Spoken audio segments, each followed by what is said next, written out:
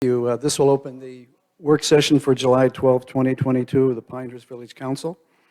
I've called the meeting to order and we'll go directly into the second item on the agenda. We have three important and detailed issues to go over tonight, and we'll start with the recent survey. Jeff Sanborn and Matt will be with us here too. Thank you. Yeah. Thank you, John. I'd just like to take the opportunity to kind of set the stage for what Matt's going to show you. Several weeks ago, you probably recall in this room having a conversation with Mike Newman and contemplating possible ways to address concerns about short-term rentals in our community. And Mike advised you that particularly with regard to zoning decisions regarding short-term rentals, while everything that we're contemplating appears to be in compliance with the general statutes, there's still the possibility of a constitutional property rights legal challenge to a zoning-related decision that you might undertake on this. And he advised you that it would be important that before you make a decision regarding zoning, that we have more data. And at that time, we had a quick conversation about it, and I think everybody was in agreement that maybe the best, quickest approach to gathering that relevant data would be our typical neighborhood survey methodology. And so we as a staff went back out and undertook to make that happen. It's kind of challenging. A major concern surrounding any kind of a surveying effort and maintaining statistical validity is to try to control biases and keep the biases out of the process. And all surveys have varying degrees of different types of biases that they have to contend with. You can never completely inoculate the process. You're always going to have some introduction of bias. But in this regard, in addition to the self-selection bias things that we typically contend with all of our neighborhood surveys, we were most concerned about the fact that short-term rentals were at that point already necessarily a very hot button issue in our community, and people are kind of lining up on one side and the other and have very strong opinions about it. And so understanding that was important to how we devised our surveying strategy and methodology. First, we didn't label it as a short-term rental survey. We labeled it as a neighborhood quality of life survey. Now, people that are aware of what's going on are certainly going to put two and two together, and they're going to figure out that it's short-term rental related to some degree. But that was the first decision we made.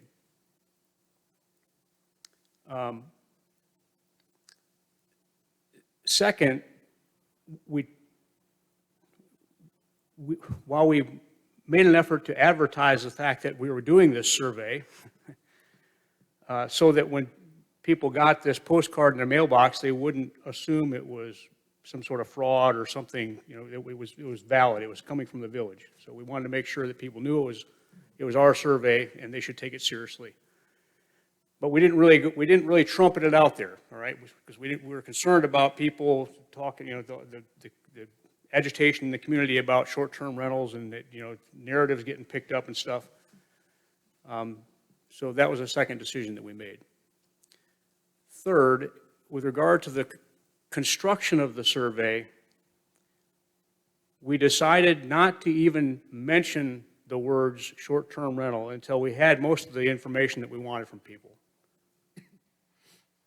It was all about, the questions we asked were all about things related to quality of life. And in particular, there's a lot of attention paid to many of the complaints we've heard from people about short-term rentals that impact quality of life.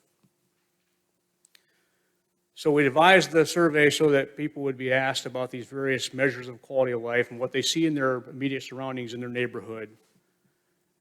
And then near the very end, I say near the very end because there were a couple of demographic questions after it. We asked them about the presence of short-term rentals in the immediate area of the home that they live in. And at that point, they weren't allowed to go back and change their answers based on their perspective and perceptions about short-term rentals, one way or the other. So, you know, like I said, short-term rentals is a hot button issue in our community, and I'm certain that we couldn't completely control for that concern, but I think that we did a pretty good job on it.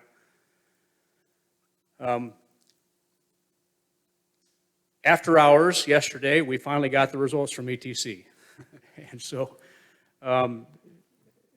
Matt has been working very hard today to pull together something to present to you that shows you the results of this survey.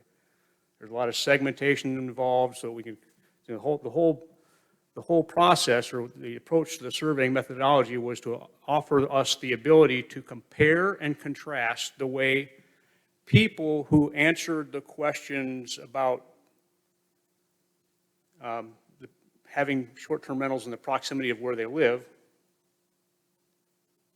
versus people that say they do not have short-term rentals in the proximity of where they live answered the questions. A disclaimer, I mean, we went back and forth several times on some of the slides you're going to see about trying to figure out the best way to make this visually understandable to you. It's probably not perfect yet, but Matt did a pretty good job on this, and certainly I'm very proud of what he's been able to do in one day. But you may have some places in this presentation where you got to look at it for a while to understand what Matt's showing you. So with that, I'll give it to Matt. Thank you so much, Jeff. Make sure I talk into the microphone. All right. Well, good evening, Mayor and Council. It's nice to see you all. So thank you, Jeff, again for that introduction.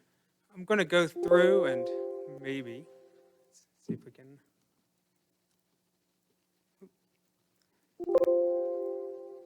Okay, figured it out. So just to set the stage a little bit more for what you're about to see. So as Jeff mentioned, we used ETC Institute for this survey, and they are the same organization that we have partnered with in the past for our for our community and our business surveys. As you can see on the screen, now we consider them our survey partner. They are a national leader when it comes to market research, specifically around local governmental organizations. And as the last time I could find the information, they have done approximately 900 communities and 49 states. So I don't know which one the 50th is, but I'm going to have to find out. And so before we go into the data, which is starting on page 3, so please bear with me, I want to set the stage a little bit for around the survey itself. So we decided at the time, as Jeff mentioned, it was a postcard survey that had a QR code attached to it and also a link that residents who received the survey could go online and fill it out. Now, there were approximately 4,000 postcards sent, which is approximately 50% of our residences received the survey. That is that's different than residents.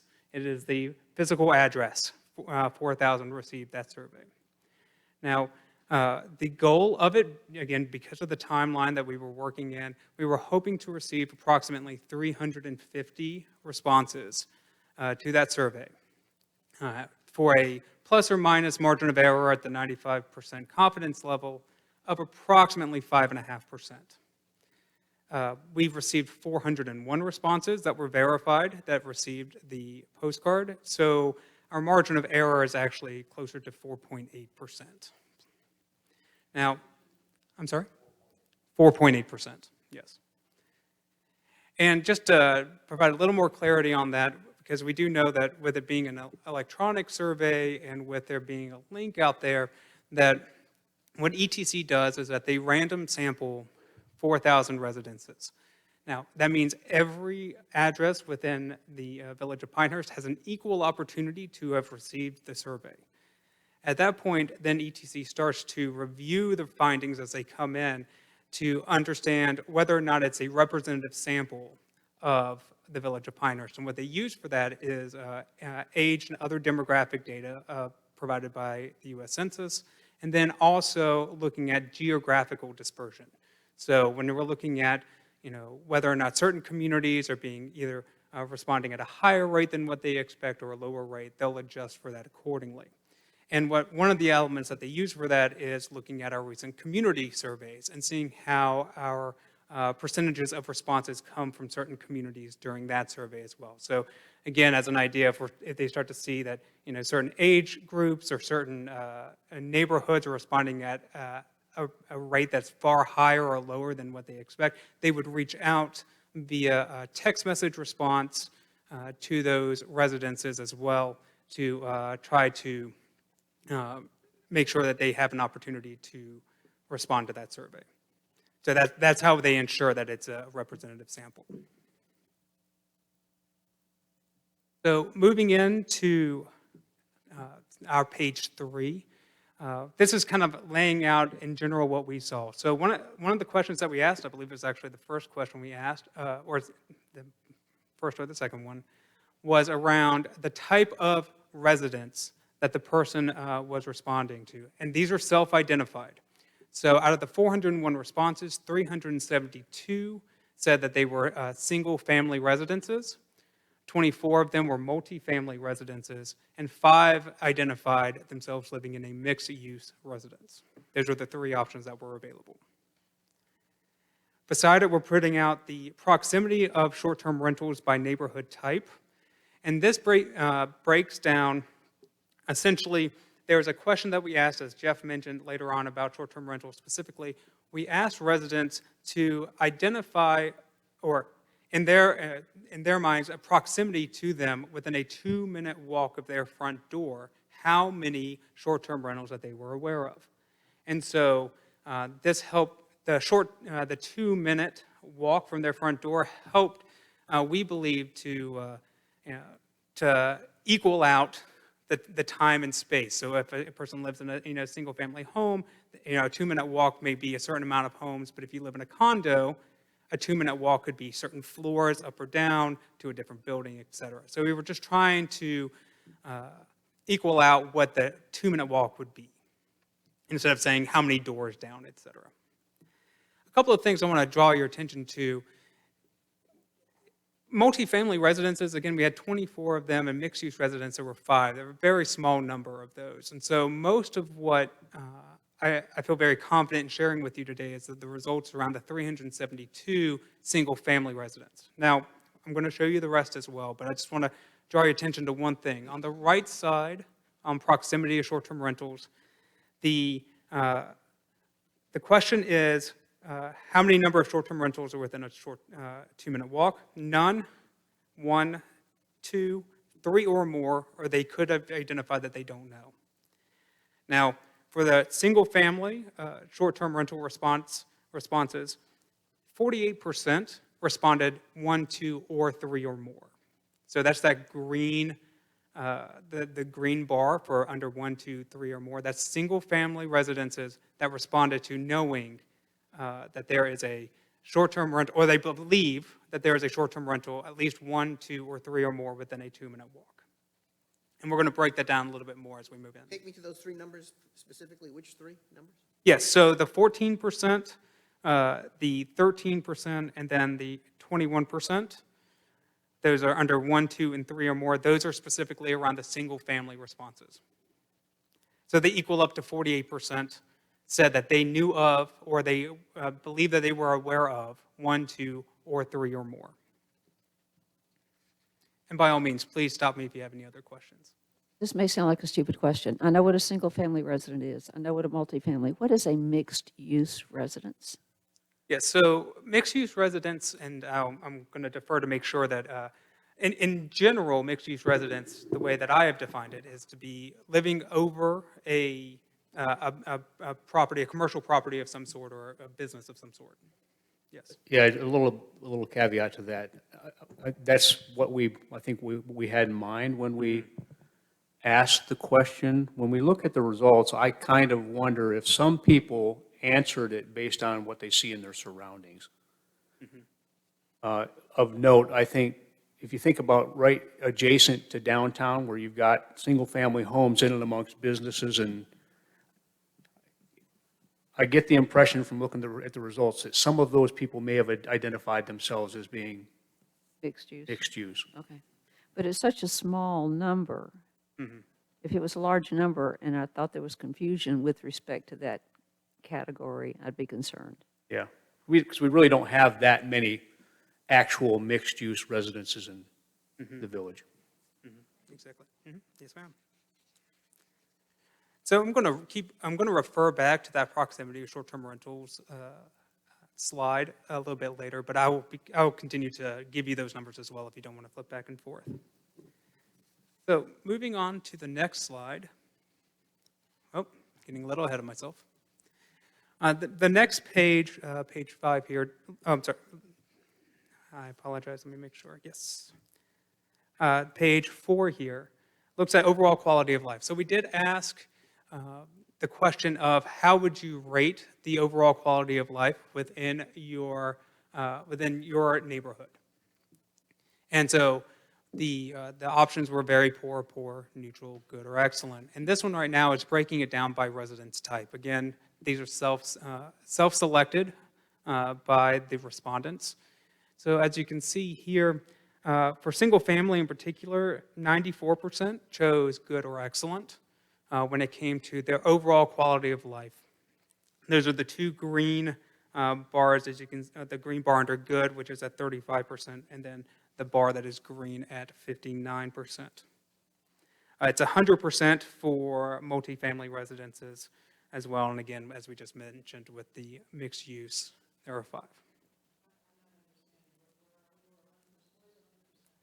Oh, so that is under the multifamily residence option.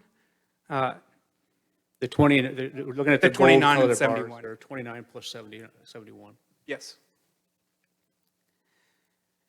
And then the chart on the right side asked about quality of life in your neighborhood by proximity to to a short-term rental. And so, again, using that first question that we talked about a minute ago around the proximity of short-term rentals, we looked at, as you can see at the bottom, the number of short-term rentals. That's none, 1, 2, 3 or more, or I don't know. Those are the 5 bars that you have going from left to right. And then it's then asking the question of how they rated the overall quality of life. So as an example, you can see that those who responded that there were no short-term rentals within that 2-minute walk, 24% said good, and 76% said excellent. Whereas if you look at the second to the right bar, which is that dark blue bar, and if I'm going too fast, please let me know. That same question of the quality of life, 38% chose good, whereas 47% chose excellence if they chose that they were within proximity of 3 or more short-term rentals. And in general, what this looks like, and as we discussed earlier today, there doesn't seem to be a large shift from good to neutral or neutral to poor when it comes to these overall quality of life choices. What we do see is the potential of potentially shifting as you go up with more short-term rentals within your proximity. The potential of those that would have maybe chosen excellent shifting down to good. So, yes.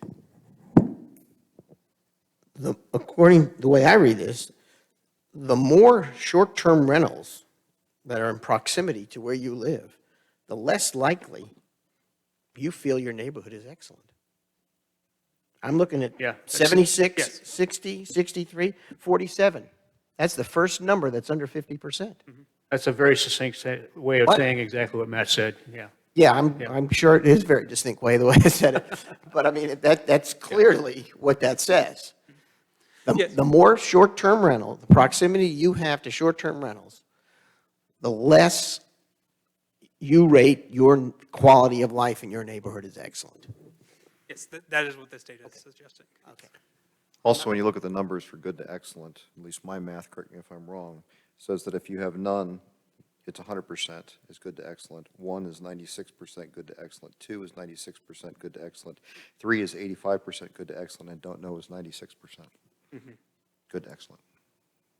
Yeah, and that's along the lines of what Matt was identifying there.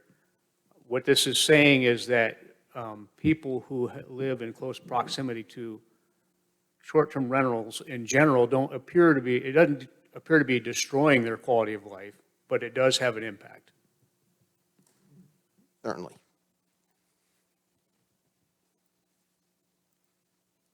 Moving on to page 5.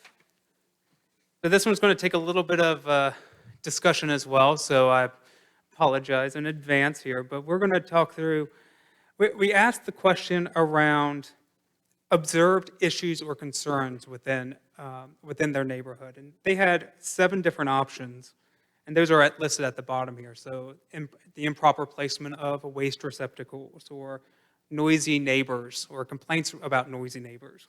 RVs, boats, and other oversized vehicles would be an issue. Parking in the right-of-way. Drug use or public intoxication. Trespassing, and then prostitution. And these questions, it's not whether or not they saw something that was that we know for a fact that there was some kind of law broken or something of that. It's more what they perceived, what they have observed within their neighborhood. And so what this says is, when we break down the responses of those who said either frequently or somewhat frequently. Now, this was a 4-point Likert scale, so you could have chosen never, rarely, somewhat frequently, or frequently. So for those top 2, somewhat frequently or frequently, these are the percentages that saw those within the proximity of short-term rental selection that they made at the end of the survey. So an example of that would be, if we look at improper placement of waste receptacles, of the respondents who said that there were no short-term rentals within a 2-minute walk of their front door, 13% stated that they either somewhat frequently or frequently saw issues with improper placement of waste receptacles. And that is how we would read this from left to right. And so, just in sheer looking at the results, seeing the waste receptacles, noisy neighbors, RV boats and oversized vehicles, and then parking in the right-of-way are the 4 categories that are quite more substantial than the other 3, with drug use, public intoxication, trespassing, and prostitution. You can also see that as we go from none up to 3 or more, in fact, in every case, except for in parking in the right-of-way, they're tied at 25, there is an increase in the selection of frequently or somewhat frequently as you go up with the proximity of short-term rentals within that 2-minute walk. Mark, I know you're presenting someone else's work product, so I'm not directing this at you. I don't like that when we pay people to produce a work product for us, and then they expect our staff to present their work product. So something I learned my own personal lesson about that a long time ago. But as I look at this, on this page number 5, is it 5? Yeah. Correct. The more the STRs in your neighborhood, I'm looking across your charts, not your charts, this Scout's charts. I did create the charts. I understand, but the more STRs, the more likely, I mean, this sounds so logical, the more likely you will observe issues, either frequently or somewhat frequently, that are not pleasant, don't help with the quality of life in the neighborhood you live in, whether it's waste receptacles, noisy neighbors, right-of-way, intoxication. The more STRs that are there, the more times people in this survey responded and said, no, it doesn't increase my quality of life in my neighborhood. It lessens it. Now, when I say that, I'm not endorsing this survey or its methodology, whatever, but I'm looking at the numbers as presented, and that is my takeaway as I read across that. So the more STRs, the more problems for the neighbors who aren't. I mean, I don't know how else to read that, but I'm welcome to any other suggestions. Well, Pat, I think that the data are what the data are. What's that? The data are what the data are, and you're seeing that. And so I would concur with you as you go up in there, you're seeing an increase in those issues of improper waste receptacles, noisy neighbors, RVs, boats. But I think you have to take it in toto of what it is and also look at the overall number. You don't have a single one that goes over 40%. Okay? So yes, there is going to be more issues as you're getting close to short-term rentals. But you have a majority of the people who are around the short-term rentals that are not observing that. Okay? So that is also part of the data. That's fine, but I mean, I don't, what's the level of tolerance we expect our I neighbors guess to have? that's more for us to decide. Yeah, But I agree, The but point I'm this- getting at here is the data are what the data are. So this is simply the data on there. How you interpret that or what conclusions you want to take from it, I'll give you that. But as I just mentioned, you have a significant portion of this that are not experiencing somewhat frequently or frequently those issues that are being described, and they live very close to short-term rentals. That is also a fact. And if I may, I will. Just one Sorry, yes, sir. thing. The survey data is what the survey data is, because I want to get into this a little later. Okay, well, that's We've got good. some data we've received that is actually. Plus or data. minus 4.8%. It's math. It's math. math, but it's Okay. not a fact. Okay. Just one caveat for this is that the data suggests that, to the point that Mr. Pizzella made, is that it's not saying that a person who responded to this is more likely to, or we'll say more frequently, around a particular short-term rental property. It's merely saying that if there is let's take the example of parking in the right-of-way, that according to the results, a person who identified that there were 3 or more short-term rentals within a 2-minute walk of them did report higher frequency when it came to it. But it is not stating, it's not making a statement of fact of saying a short-term rental equals parking in the right-of-way, merely stating that a person who said that there were multiple short-term rentals within that 2-minute walk chose frequently or somewhat frequently at a higher percentage than those who said 2 or 1. It's correlation, we can't prove causation. But you know Say again, what? Jeff. Say again, Jeff. It's correlation, we can't prove causation. Yeah. But you know, as I look at this, and I know I'm jumping ahead, but I see improper placement of waste receptacles. Do we need another angel? Noisy neighbors. We've got a noise ordinance. RVs and boats. That's a compliance issue. That's more angels. Parking in the right of way. I don't know. Drug use, public intoxication. That's police. Trespassing. That's police. I drive by a short-term rental every single day, and there's improper placement of waste receptacles. And someday I'm going to stop my car, take a picture, and call Angel. But these are problems that we have solutions already here at Village Hall.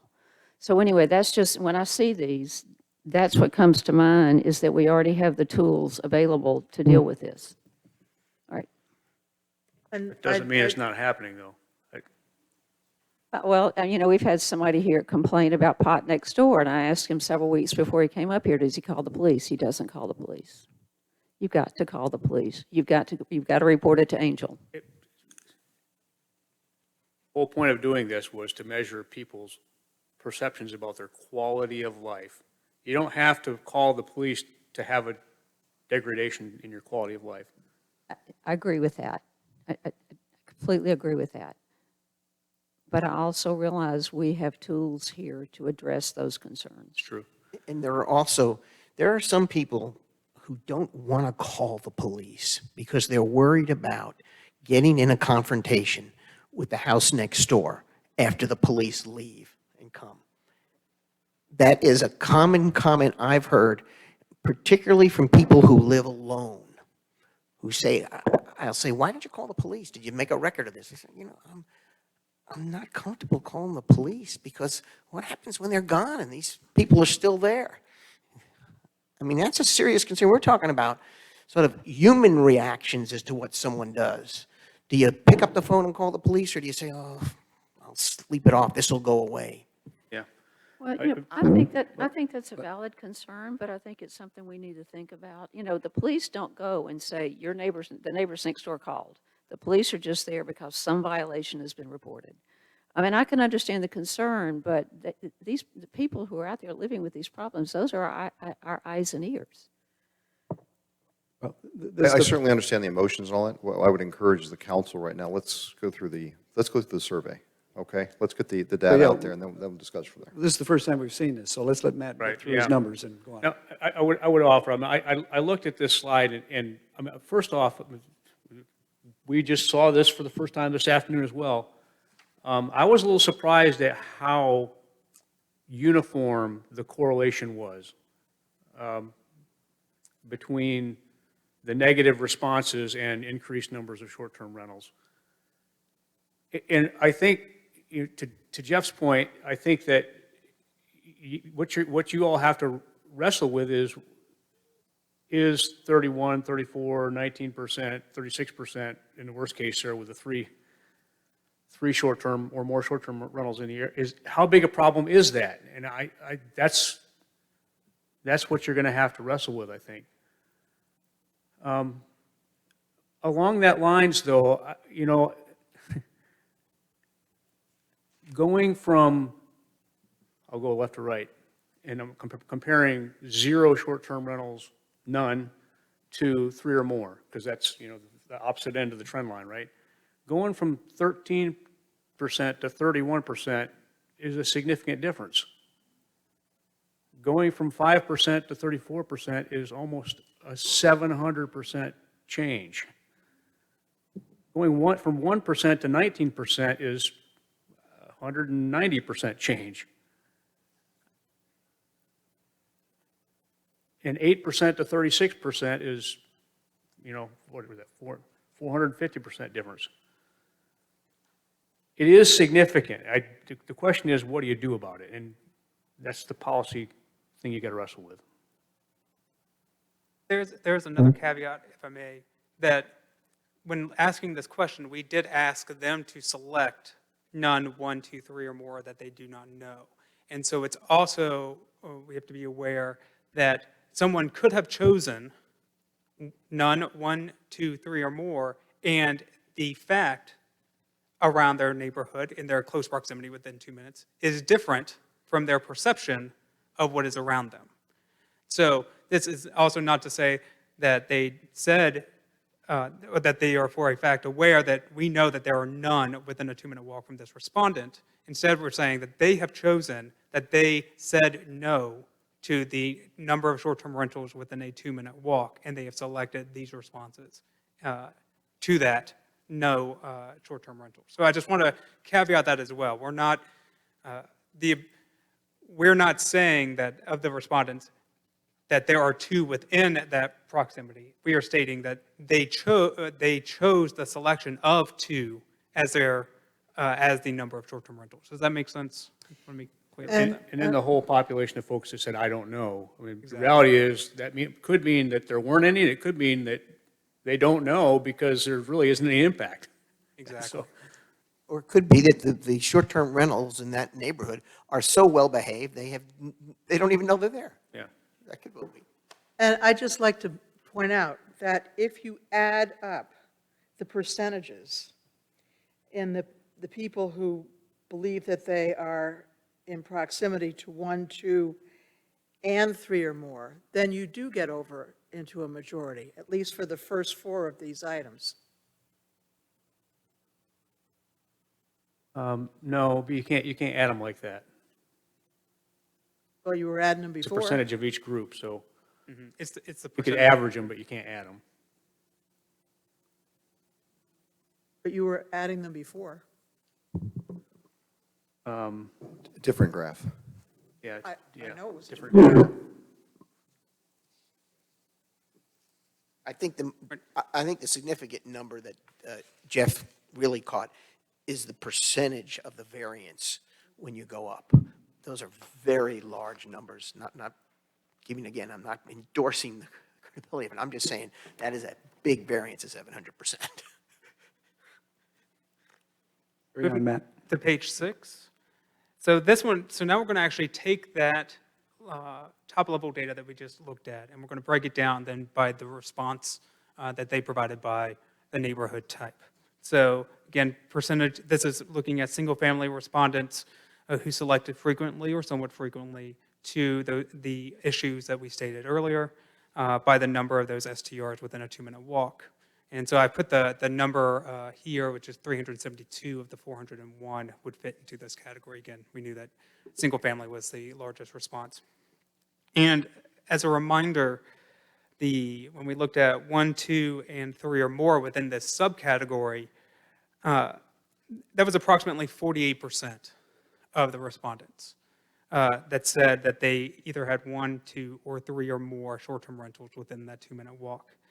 And so when looking at these, what I'd recommend is to say, and I'm just going to use left to right as an example here, but again, looking at waste receptacles, we have 21% saying that they're of one, that have selected one short-term rental within the proximity, then 24% for 2, and then 33% for 3 or more. If you combine those together, as an example, that's 78% of the 48% that selected those stated either frequently or somewhat frequently there being an observed issue within waste receptacles. And that is something that you can do. Again, that is just an example of the way that we can look at it from left to right. But it is looking at the subset of the data specifically around single-family residences, whereas and we can look at that for each one going down. Again, very similar, though, I'll just quickly state again, this is by far the largest group, so they look very similar to what we just saw on the previous page. Now, moving in to multifamily and then with mixed use, again, there are 24 respondents are within the multifamily group. Again, I wouldn't feel comfortable drawing too many conclusions from this information, although I will say that there are quite a few that are of the responses that we saw, most of them were in the 3 or more category, as you can see when it comes to improper placement of waste receptacles, noisy neighbors, parking in the right-of-way, and then drug use and public intoxication. We are on now page 7. You know, it just noted to me that I jumped ahead of a chart, I'm sorry, but there's a much higher than I would have ever guessed on drug use and public intoxication number coming up on the next chart. And I don't know if there's an analysis or take on that. I mean, I think you're looking at the chart ahead, and that's got an N of 5. Yeah, I would say that, so that would be The tyranny of 3. small numbers. All you have is, you have one reported deal, and it skews everything. okay. I have a question for Darren. It's my recollection that improper placement of waste receptacles is one of our most frequent complaints. It is. Okay. Short-term rental, not short-term rental, that's one of our most frequent complaints called into Angel.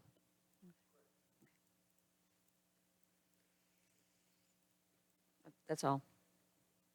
Moving on to the page 7, again, as we mentioned before, this is an N of 5, so I caution drawing too many conclusions from this chart as well.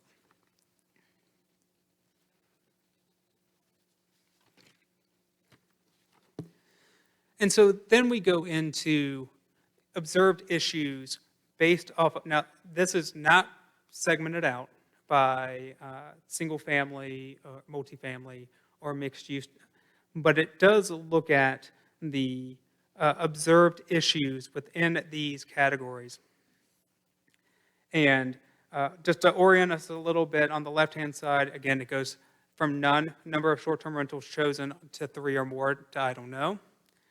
And then this provides the entire picture when it comes to if they chose never, rarely, somewhat frequently, frequently, or not sure.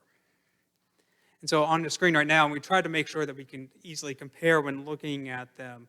Unfortunately, obviously, couldn't put all of them on the same slide, so we have a few pages to go. But you can at least be able to a little more easily see how they compare when looking across the pages. How is this chart different from the ones we were just looking at? This one provides a little bit more clarity when it comes to those who chose never or rarely. So it just provides that extra insight. Previous chart added somewhat frequently and frequently together and reported that Yes. number, Exactly. the whole data set. So in some cases, if they were frequently was larger than, or somewhat frequently was larger than frequently, it may be an interesting data point for discussion when looking at how going from no short-term rentals identified to 3 or more, for instance, being able to compare and contrast.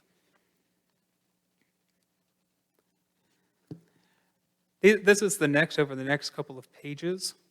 So pages 9, pages 10, pages 11 and 12, again, go through each of these. I'm happy to discuss any of them with you if you'd like. I know it's also a lot to digest.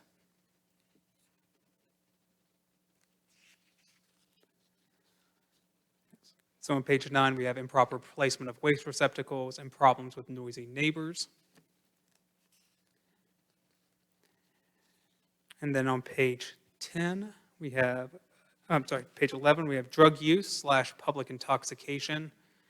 And again, this, since it doesn't separate them out by neighborhood type, you're seeing the full group together, the 401. And then the same with trespassing. And then finally, we have on page 12, prostitution. Staff have any takeaways from pages 9, 10, 11, and 12? I would say, with the data being incredibly fresh, I haven't been able to draw too many conclusions from it. Although I will say that just being able to compare, for instance, on page 9, the amount of, that we can see that there is parking in the right-of-way when it comes to none being identified, it's actually a 54%, which is frequent, which it would be rarely. And then as you work your way down, when you compare that to RVs, boats, and oversized vehicles, when it's like comparing those two beside each other, I actually thought was quite interesting. Again, you're looking at from top down the number of rarely all the way to, to frequently. It was just an interesting observation that there were quite a bit that started to trend a little bit when looking at those two comparisons. Now, again, that could be that in general we have more of an issue with parking in the right-of-way in general, so there are higher numbers as a result of that compared to oversized vehicles. But that's kind of how I would look at this, is looking at, and in fact, I'd recommend if you, when you all take this home, that you can lay out these pages beside each other and be able to eye check going down to see if there's anything that is of interest to you all. Matt, Yes, sir. was it an even number of men and women who responded to this survey? I have to double check. Give me 1 second. Pretty close. I believe it was. I think it was 5149 I'm fine. I just wondered if there was anything. Sorry, 5149 what? for a male, female. Yes, so it's actually female 50.3, male 49.3. And was there a relatively even spread throughout the different neighborhoods? Yes. So I do not have that available in front of us, but yes, as a part of the contract, ETC makes sure that there is a representative geographic dispersion of the response. And ages? Yes, so one of the, and this will be provided as well. Respondents were slightly older Yes. than our demographic mix, but Yes. not heavily skewed that way. Yeah, it was within about 5%. Matt, it sounds like you just got this. This is hot off the press. It sounds like you're going to spend some more time on this, correct? Or, okay. Okay. Yes, absolutely. So we will have this filtered through your ETC brain some more, and you will be able to refine the data and give it to us in additional ways that will have additional meaning. I'm happy to provide additional information if there's particular items that you all would like to see from the results, if there are cross-tabular results that you would be interested in. Well, just to clarify one thing, Yes. what we're looking at here, is this the full and complete report from ETC, or this is your taking raw data and putting it into this format? I may have missed that earlier, correct me. It's all of the ETC data that's been It's their analyzed data, by but- Matt. Yeah. As in, like, but we have a report Yes. from ETC yet to come. Yes, there is a final But, report. See, they don't typically do the segmentation stuff for us. Yeah. They give us the aggregate numbers, which was Right. really valuable to us, so. Right, right. Second question. I'm sitting here and Lydia was asking about, or someone was asking about neighborhoods and how that was covered. It was Jane, I guess, was it? I know a number of the requests for responses go to PO boxes. So how do we know, for those that have a PO box, what neighborhood they live in? So I've never thought about that so much before in the ETC surveys, but it's particularly important here, I think. Do we know anything about that? It's self-reported. We asked, a survey question was, what neighborhood do you live in? There was a menu. That's to true. choose from. I see, okay, so even if it goes to a PO box, one of the early questions was, describe your neighborhood, and we have about 5 examples or 6 examples of neighborhoods. I Was thought it? the, I don't think it was too Neighborhood many. structure we I thought at the used. end we put in our street address. That's what I did. Some, I don't Asked know. for a street address, and I I don't put know. mine in. I don't know. And that's one of the ways in which ETC confirms the results, is that they, when you put in, it's a required field at the end, you have to put in your street address, and at that point, the street address is mapped against what they sent out, and if it matches, then it is accepted. So then their data can be sorted by literally neighborhood. Yes. Okay. Yeah, with a lot of analysis. Yes. No, So, I understand. and we do not get, We don't get that data address back. We don't know what addresses Yes. We do, completed the survey. exactly, yes. So we, for our purposes, we look at we provide examples of what the neighborhoods are, which directly maps with what we provide within the community survey for that identification, so that then we can, if needed, separate out by neighborhood. Matt, remind me, when you came to the village, you had prior experience with ETC, right? Yes. Yes, ma'am. So this is not your first time dealing with ETC and their methods of doing things and their people at there okay. No, ma'am. This is my third route with ETC Institute. They previously worked with them at the city of Fort Lauderdale and then in the city of Raleigh. Can we put this information into Novus agenda? We can. Yes, if it is the will, yes. Matt, could I ask a question? I want to get back to the survey methodology. Because I mentioned last week about the postcard I received addressed to my mother-in-law, Yes. who's long departed and never lived at our address. And that prompted people sending me a few emails or calling me about, they had some similar situations and provided me with some of the cards they got that were addressed to other people by name at a home they lived at for 20 years and so forth. My question is, where did they gather this list to mail to? I mean, I've been involved with surveys. You usually work off voter rolls, you work off property registration rolls, sort of a hardcore data. And some of these suggest they sort of rented or used lists. They got it from a third party. Where? They got it from a third party. Yes. They got them from a third party. We've had some conversations, based on your experience, we've had some conversation, and we're kind of wondering why we even bother to try to put a name on it. Just say current resident, that's what we're So, with talking with trying the, to, we want an answer from a current resident. And we don't want to be wrong about who lives there. Well, I think the system where I put in my address at the end is a little bit of a confidence builder because, I mean, they can check it out. The address was correct. Yeah. Okay. But I think the people who are getting these, got these to the names of people they don't know of or never heard of. Doesn't build confidence. It's not a confidence builder. And again, I thought I might have been an outlier, and then I got a few more people contact me.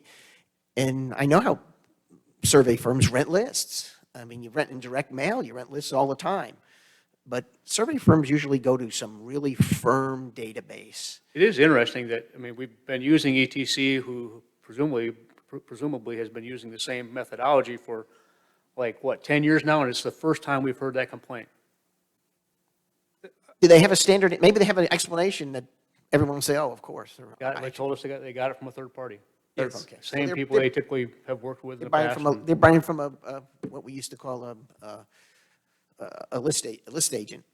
they, according to them, it's the same that they've used others in the past. This is one that they feel very confident in with their, with the addresses that they've received. Now, they did mention as well that these say a name or current resident Yes. on them, and they are actively thinking about whether or not to drop the first name and keep it as current resident.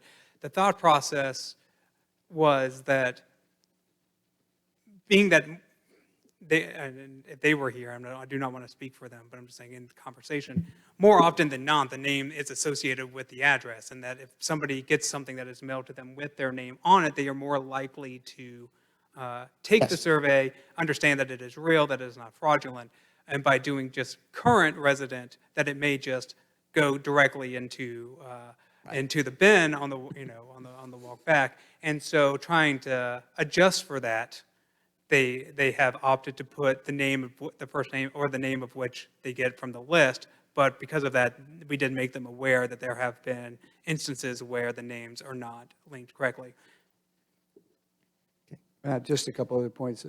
For me, on this sort of curiosity question of what the database is the database that was used for this survey the same one that was used, say, last year for our annual survey, or will be used this year for the annual survey? Do we happen to know that, or do they come from different places? I don't know that off the top of my head. I do know that they've been using the same third party, but whether or not they go out each time that we request it, I can't confirm that. Okay, so it's the same third party, but that third party hopefully is updating information every so often, in whatever way they do. We don't know who that third party is, though, from what I'm hearing. I know the name of the third party. I don't have the name off the top of my head Okay, right now. all right. And one other question related to post boxes that I asked about a minute ago.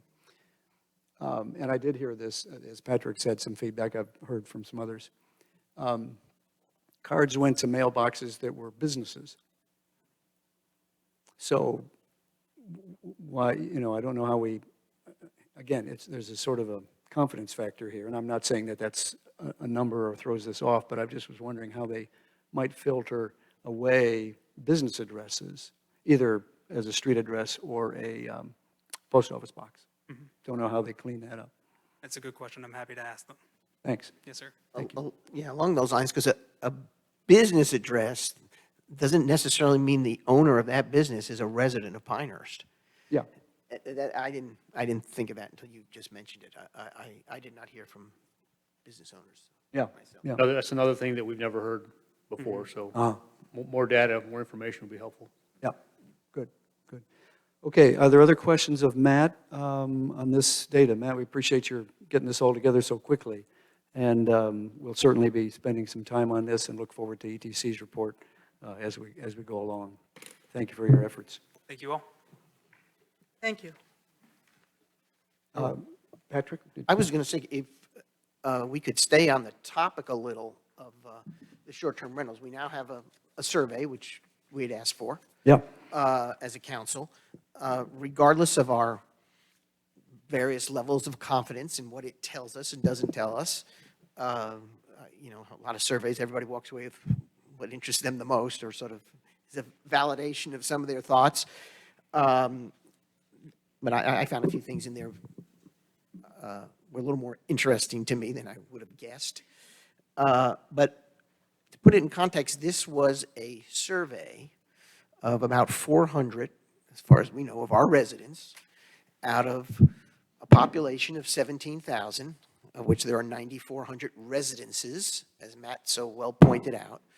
So, and it does have its plus or minus, whatever it is, 4.8 margin of error. And plus or minus, of course, 4.8 margin of error means it could be a 9.6 swing on the numbers. But putting that aside, I wanted to spend a few moments about some facts we got from a citizen who sent them all to us earlier in the week, Mr. John Webster, who went through the Moore County Property Register and went through the Airbnb and the VRBO data to find out about these 440, he nailed down the exact number, close to it, of STRs in our community. Because as we know, we've been playing with the number as to where it was. We've all sort of accepted as a group, it was about 400. And Pat, may I interrupt and ask you, we're going to get into some SDR discussion here in item number 3, when we Okay. get into PDO. And if Okay. you would. I'll hold to that. I think maybe incorporated there. I will. If you're referring, I think you're directly referring to this data that Mr. Webster provided. Yes. And I'm confident that the staff has seen that. and Oh, no, I is know. using I that. saw it. And Jeff sent it to me. Jeff's got a Yeah. map of He that, sent it so- to all of us. That's why. Okay, why don't we defer that, since it'll I'm- be on our third part of the, third agenda item in the work session. I agree with you. Go into item number 2, which is the traffic circle, of which we had some commentary already tonight. No problem. And I would introduce that by saying that we've had at least 2 very interesting comments from members of the public who are following this, both by either attending the meeting, watching the meeting, or reading the paper. One of them just today by Bill Kerman, former traffic engineer, actually, I think in Ohio. And we had another one last week, which shows us we have a lot of expertise in our community. I don't know whether their suggestions will work out, but we're happy to have had those. And we'll now deal with DOT's responses to our questions. Jeff Sanborn, please. Yeah, thanks, John. We put this on the agenda, this topic, general topic on the agenda fairly early, just anticipating that you all would want to have some follow-on conversation about what you heard from DOT and what you are in the process of hearing back from the public on relating to the DOT's presentation at your last council regular meeting. Since then, I had the opportunity to ask Patrick Norman at Division 8 for some follow-up information pertaining to how they did their, basically how they, the assumptions that went into their modeling, how they did their modeling, focusing on the traffic projections. And so there are 3 items attached here to the agenda for people to review, including council and staff. Having said that, we just got that, and I just added it to the agenda earlier today, and neither I and I suspect nor you have had the opportunity to fully digest that information, but it's there if you have some comments or questions about it. About the only thing that's easy to digest is the third item there, the projections graph. So you'll recognize the left side of this graph as being the data that was included in the presentation that shows the historical traffic counts on each of the 5 legs coming into and leaving the traffic circle. And then you got that vertical line there in 2021, and everything after that is a projection based on the modeling that they use. And so this kind of shows you how that projected trend line relates to the historical actual traffic counts. You can't really eyeball it completely, but they're generally in agreement. If you take a straight edge and you draw a line through those, you'll see that a couple of them look like they're almost an exact, extrapolation of past traffic count growths, and then a couple of them are lower and a couple of them are higher. Why they arrived at those decisions, I don't know, but that's what it looks like. So that's there for your consideration, and I don't know if you have any other follow-on conversation you want to have about the topic now. I wanted to, by my comments, thank the DOT, Pat Norman and Craig, for sending this information on real quickly and giving us the big data file. And that data file is actually on the website of the village at this point, is it not, Jeff? So Yeah, public thank you. can access Yeah. that. No, that's different than what's attached here, Yeah. but yeah, thank you for reminding me. They also gave us all of the presentation and the simulation movie files that are associated with that. We were able to post that to our website for the public as well.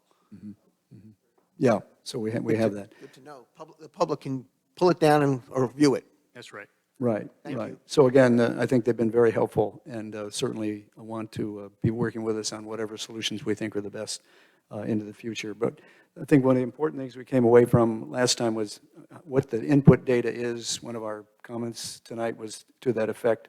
So I'm not sure exactly what we know about that at this point in time, but there may be some questions, I'm sure, Yeah. about the data that was used, the timing of it going back I over the years. did make an effort to try to read through those reports very quickly this afternoon, in between other things that I was doing. It's not real clear to me yet. It appears that the start point was the Moore County Travel Demand Model that's been kind of in place for quite some time. They also relied on input from all the local jurisdiction planning departments with regard to, what the current state of plans and zoning are, and, what projects have been approved for development now that would be incorporated into this. They relied on, in the aggregate, they relied very heavily on the state demographer's office and with regard to population growth trends that drives into this, so you got, that's kind of the input of estimated population growth in Moore County, and then the land use, information tells you where all it winds up going. Yeah. If you distribute it evenly according to land use. And you'll see when you peruse that, there was clearly some engineering judgment that went into it too, where they had to balance different inputs that were telling them different stories with regard to traffic counts in the future. And at the end of the day, you'll see that when they took a look at the various inputs, in some cases they dropped what they actually put in the model, and in some cases they increased what they put in the model. Of note, if I interpret the data correctly, they increased the counts coming to and from 211 West and to and from NC2, and they dropped, I think, nearly every other data point from what was the other projections that they were getting. So is it realistic? I don't know. I mean, the trend lines look like it's generally realistic. Is it, what's going to happen? Who knows? Well, questions and comments from council, I think, will give us some idea about what other things we might want to work with DOT on as far as fine tuning that data. But who has questions tonight? Jeff, do you have anything you want to ask about this? Not specifically asking the question. I think that we did get some great input from a couple citizens, as you alluded to. And I think one of the key factors we need to look at is the traffic circles are 24 hours a day, and we have the high traffic periods in which were discussed. And there was an argument that was made in one of the emails that we received that in low traffic times, it would actually increase the weights by using the methods that they were recommending. And so that's a trade-off that we're looking at that.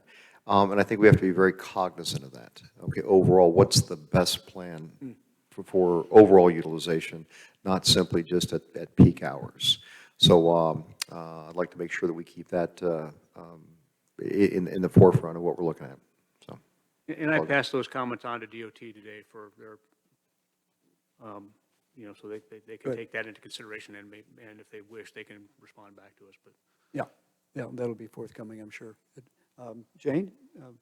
Yeah, thank you. And again, I appreciate the DOT sending these additional materials. And I would like to be able to sit with them and go through some of the details of where they're getting their information, how they're compiling their information and so forth. Because I see in the materials that we have today that they are using the traffic demand model base year of 2010, which is the one which then a couple years later got added in 2013, I think, added in information from Pinehurst saying that it was anticipated that our western ETJ would be growing at the rate of 1 house per acre, when it's actually zoned 1 house per 5 acres.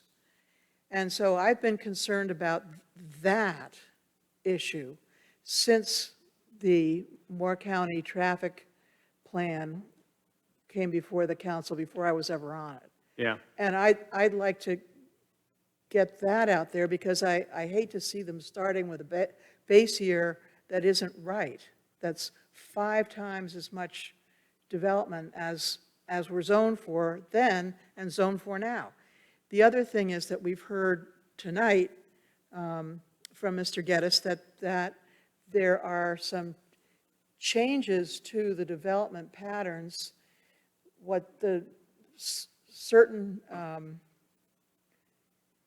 things have taken development off the table in the area along 211 west of Pinehurst, which could reduce the amount of traffic that's expected in that area, but that other projects to the north of us, between us and Carthage, along 15501 north, could increase traffic demands there. I'm also very interested in the information Mr. Kernan sent us, who, in addition to saying that the pattern of this very fancy intersection, very elaborate intersection, that was presented, the continuous flow intersection, is designed to work when you've got continuous heavy flow of traffic. When you've got slower flow traffic, it makes people stop for stoplights when they wouldn't need to if it was an ordinary roundabout. But the other thing he said was that there are safety issues too, because that traffic pattern, those lanes, if you look at the little diagram, looks like bridle lace or something. It looks crocheted. It's not just an X for an intersection with a traffic light in the middle. There's all kinds of lanes and stuff. And in the Washington, D.C. area, there are some of these intersections where you have to make a left turn early and you're restricted in the lanes as you can. And people get confused. And they don't realize they're supposed to turn here or there. And so all of a sudden they find they're in a position where they are supposed to, their lane says they're supposed to be going straight and they really want to go left. So they try to go left. And there was one comment, I went back and listened to the video again. I'll stop talking in just a minute. But there was one comment that was thrown out by the consultant toward the end of the presentation. I think it might have been Pat who asked, I'm not sure. What happens if people discover that they wanted to turn left and they haven't turned left three-quarters of a mile back when there was a sign that said they were supposed to. And he said, well, we'll put ditches or little walls between the lanes so they can't cross over. Nah, I don't know. It just seems too complex to me for safety purpose. So I really would like to be able to sit with them on this one. Jane, when you use the phrase "sit with them," we'll have some private meetings, but we could also have them to the work session here too. Right, in a way that- exactly. yeah. Okay. Anything else? Pat?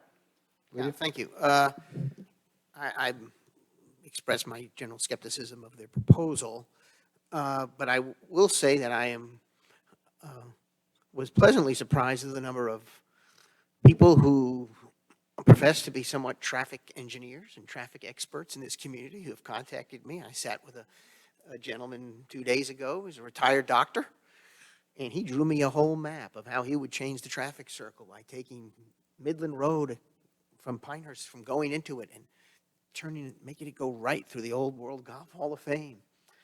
I heard from another fella who said it's much easier just to put a bridge over it. And I heard from 2 people, and then myself, of why can't we drill a tunnel? We live in the Sandhills. We don't live on granite. So this topic has gotten people talking and thinking because it's really about their community, and it's a visual about their community. It's not a program that's being proposed. This is a visual undertaking that will sort of transform the way people visit Pinehurst, the way of telling people to come to the traffic circle, go around and take the second right. That will change in the future. We've been doing that for about, 40 years. One person, we heard from him earlier tonight, I don't see him here anymore, Mr. Pearson. He's the one who told me that, he says, I studied that material. I never heard from him. He sent me an email. He said, I studied that, and it looks like they're turning my street into a cul-de-sac. And he lives on Beaver Lane, right off Midland. Mm-hmm. And they are turning it into a cul-de-sac. They're closing off the Beaver Lane entrance. Now, obviously, it's about whose ox is being gored. In this case, this one guy saw this and wrote to a council member. Two things I did. I did go back and do some more research on what I'm going to call population growth in the area. And I looked back. We have actual data for the last 30 years, and then we have projections. And sometimes, of course, we all do this. We make plans for the future that are based maybe on the past's assumptions, and that doesn't always prove to be the right decision to make. But if you go back in the 1990s, Moore County its population grew by 27% in that decade. In the 2000s to 2010, the growth rate dropped, but it still grew by 18%. From 2010 to 2020, it actually grew by 13%, so it dropped again. Now, what does the next 10 years look like? I don't know, but my hunch is it will drop, we'll have growth, but it'll drop again. And if you look back to Pinehurst, it was even more interesting. In the 1990s, Pinehurst population, according to the Census Bureau, grew by 90%. That was a spike. In the 2000s, it grew by 35%. In 2010 to 2020, it dropped down to a 27% growth rate. Now, if you go by our strategic operating plan, which is, I think, the best way that at least I could calculate as to what our growth might be for this decade, in Pinehurst, it looks like it'd be around 18%. But we're running out of land here, so I don't know if that's going to actually be the case. There's not a lot of room to grow in Pinehurst. My point is that while we keep growing, the rate of growth continues to drop around here. And as was alluded to by Jane, we've all seen the recent stories where Moore County was canceling one project and Carthage is canceling another one. And again, it doesn't mean we're not going to have growth. I think one of the ingredients of all these people moving here is they've all become very conscious of growth. And so they have a critical eye towards various projects. Some want to tap the brakes, some want to stop it. I've always been a proponent of just being careful. But I do think we need to be really careful what we do around that traffic circle if we're tying everything to what we think is a linear progression regarding growth. I just don't know if that's going to be the case. So if you don't mind, a few points on that. If you look at their data, they aren't projecting a linear growth. They do actually, It's a straight line interpretation there. this is traffic, it's not Right. population growth. That's traffic. Population growth has a compounding effect that doesn't wind up looking linear, okay? Second point is that this isn't data, the population growth data isn't something that traffic engineers are sitting in a room, rolling the dice and figuring out. This comes from the state demographer's office, all right? The third point I'd make is that we should be careful about trying to look at Pinehurst's municipal population growth and trying to figure out what it means with regard to future population growth in southern Moore County or in Moore County as a whole. And I say that because mixed up in actual development-related growth in the existing municipal limits over the period of decades that you talked about there, there's also annexations. There's a big one not too long ago that would result in point. big jumps in our population. So it's not really, you can't really look at that past data and compared to what's happening right now and extrapolate anything. I accept that as a good point. Last thing I want to say, the more I look at it, I believe the solution there has to do with 15501 going north and south. I don't believe that we've got to tinker with all the other things around there. Again, this is only my projections, and my guesswork may not be as good as some of the others that do it for a living, but I believe the growth is between Carthage going all the way down to US 1. And I believe that's going to be the pattern of traffic increases. And so that's why I'm an advocate of something that handles that traffic flow rather than us going through Highway 2 and 211. Look forward to more information. Thank you. Lydia? Well, I felt like this was sort of like dropped on us last week, 2 weeks ago, and it is such a complex problem. In my brain, I'm trying to identify the various factors that are relevant that we've got to work through. And the one thing I keep coming back to is 2019, where we said, where's our traffic coming from and where's it going? And I was looking today for a Moore County map to bring. Best I could do, I couldn't find the map. The best thing I could do was pull it up on my iPad.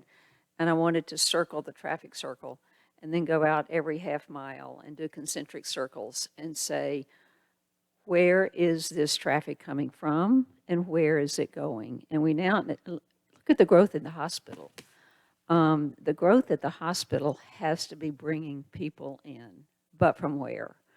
And I appreciate what Mr. Geddes said about land use out west of here that's changed that might impact traffic coming in from there. And Patrick, to your point about growth, ever since, just within the past year, new development has been we've had announcements of new development in North Moore County and Chatham County and all north of here. Excuse me. So where's that traffic going? But again, if you look at this map and the traffic circles the bullseye, and you look at all the traffic on these roads, is it all going to the bullseye? And can it be redirected? And if so, is it just a matter of signage? That's a way oversimplification. But is there any way we can redirect some of the flow of this traffic if we know where it's coming from and where it's going? And Jeff, as I was thinking about this today, I remembered we had in our budget, wasn't it $50,000 for some software? We've got it. Yeah, but what's the purpose of that software? What's it going to do? It has the ability to do what you're talking about. So that's a valid analyze, concept. for example, we could put we could draw a circle around the traffic circle and then define geographic zones anywhere we want and say, where is the traffic coming from that's going through the traffic circle and where is it going to? So that's a valid concept.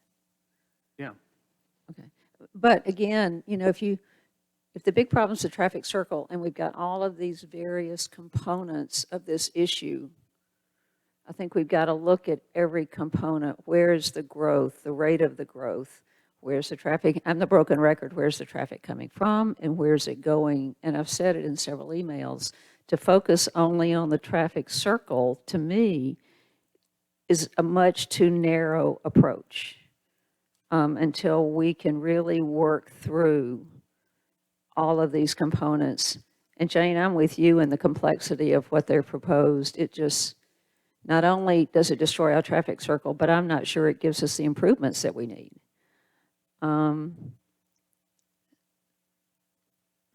That's all I have to say. Lydia, on your last point, you talked, I didn't hear it correctly. You were talking about the improvements.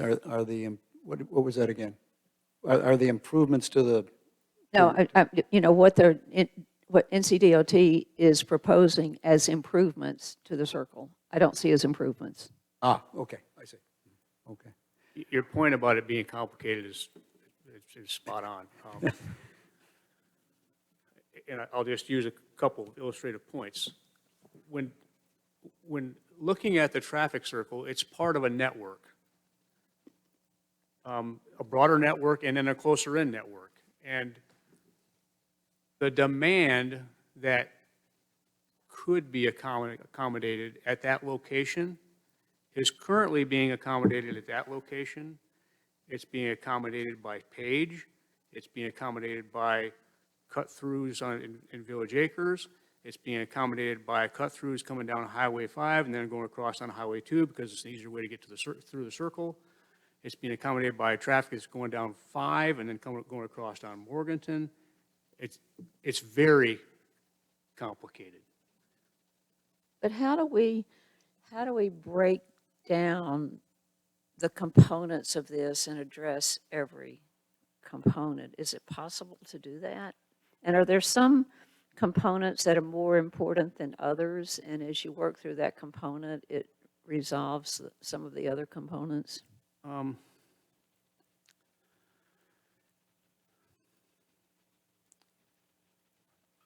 I don't think it's possible to 100% define how traffic will behave in the context of any proposed change. Your best guess. But, for example, we could do some analysis on where traffic is coming from and going to, not only the traffic circle, but all through that whole network, right? And look at the situation and make reasonable assumptions about if you do something here, it will cause some of the traffic to come off this leg and it'll go here instead because it's more accommodating. I don't know if that helps answer that question, but. Well, something's got to be done. But what and how? And it can't just be shoved to a back burner again anymore. I mean, it can, but then it's going to come up again, and it's only going to be worse then. And it's just, that's what I'm struggling with, is DOT comes in and gives us this, and it's like, boom. And I don't even know how to work through it, and I keep coming back to where's traffic coming from and where's it going. And traffic at the circle, traffic on Highway 5. There are times we've all gone in on 211 to the circle, and the line is back to the emergency room. To one of your earlier questions that I failed to answer, though, is it possible to strategize, I'm paraphrasing, about what's most important, right, and to deal with that first and then work on the next? This is only really loosely related to that, but I've said this before, and it doesn't necessarily gain traction. But in my humble opinion, the most important traffic and transportation-related issue that we've got to be focused on is Highway 5. Agree. And as I've said before, everything else traffic-related should subordinate itself to that, because it's the most strategically important thing to us. Addressing the traffic circle takes traffic off Highway 5. Doing something there takes traffic off Highway 5. It takes traffic that's currently frustrating many of our residents in Old Town, that's cutting through Old Town, off of those patterns. I think everybody agrees that we want to have a solution that looks right, but at the end of the day, we have to have a solution. Well, and while we're talking about traffic, and I'm not going to use the phrase that nobody wants to use anymore, but some sort of parkway around Pinehurst, is that, just because we look into something like that doesn't mean we're going to do it. But to not consider something like that, to me, is not looking at all of the relevant facts, relevant considerations. And I don't even know if that's a legitimate option, but to not consider it, to me, is irresponsible. And as I've suggested before, Highway 5 is the most strategically important transportation traffic problem that we've got to be concerned with. The number one best thing we can do is do something at the traffic circle. The number two best thing we can do in the future is consider the bypass. And you say A in that bypass, yeah. order? Sorry? In that order? I think the impact of fixing the traffic circle is more immediate, it's cheaper, more immediate, and maybe a larger magnitude. Well, and I think, it was Colette, I think, might have mentioned traffic circles that had more lanes in other places, which is, I'd never considered that. And I don't know if that's a viable option, but if that's an option that exists and works, is that something we should consider? It seemed like there are other options to doing what they proposed. Well, if I may carry on from that, it sounds like doing an origination destination study is something that we can do and should do. I think everybody's kind of had that idea here tonight. And Jeff, you're indicating we have the software to begin to do that. Didn't we do something like that several years ago, though, or was that purely a DOT study? We did it HCMD? on Highway 5. Yeah. A very cursory look. We threw some gates on Highway 5 and said, where's traffic coming from and going to? Right. And this was more about answering questions related to the Western Connector. Yeah. But it clearly demonstrated that Highway 5 is carrying traffic right now that a pretty significant amount of traffic right now that might be otherwise induced to use a Western Connector. Yeah. So if we could do an origination destination study that for the entirety of the area or focus it in some way, that would be one more step forward, I think, in supplying information would be helpful. I think. Yeah. It's a hard nut to crack, but it could be helpful, yes. Right. Now, at the same time, and you've identified it again, as you've always said, Highway 5 is where we need the help. And we have the opportunity now to be working with DOT on some solutions for Highway 5, even with the traffic circle in the background. Hopefully, we'll have some opportunities to do that. So that's just, we're all aware of that, what we could do to improve that. The other thing that occurred to me, though, with respect to some of the letters we've received and other comments, is that I recall going back 10, 12 years ago, when the circle was being discussed then, a series, as we saw last time at our meeting, of 10 or so different options. Those sort of options are coming back into people's minds, some who weren't here at the time that those solutions were being proposed and have been discarded in favor of some of the things we saw 2 weeks ago. So I don't want to revisit things that, unless there's a reason from the data that we get, and if the inputs to the study, such as development or not, from what was proposed a few years ago, I don't want to rework things that we already know may not be efficient, but, maybe some of these ideas that we're receiving are something to take up with the DOT a little bit further. The other point I'll make is that, well, it all relates to looking at these other solutions over time and whether they really are going to change things beyond what we've seen. Go ahead. Sir. No, you said something, John, that kind of made me recall another thing. The modeling that we saw, the 10 options over the There years. are different options and stuff, and Pat's observed that, maybe based on what we know right now about future growth, that maybe that 15501 north leg might grow to be more important than 211, and that might very well be the case, and so in the future, maybe a tunnel or a bridge there might accommodate the most traffic, but again, going back to our most strategically important traffic situation is Highway 5. The best thing we can do to address Highway 5 is to accommodate Highway 211 to 15501 south traffic, because that's the major movement that is causing us problems.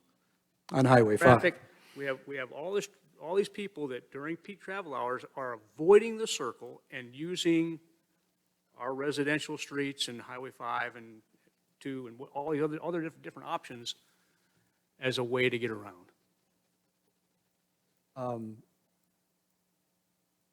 The point you made about Highway 5 and 15501, rather, Pat didn't raise that earlier. Pat, I just want to make the comment that one of the solutions was doing 10, 12 years ago was, tunneling under or bridging over over the traffic circle for 15501.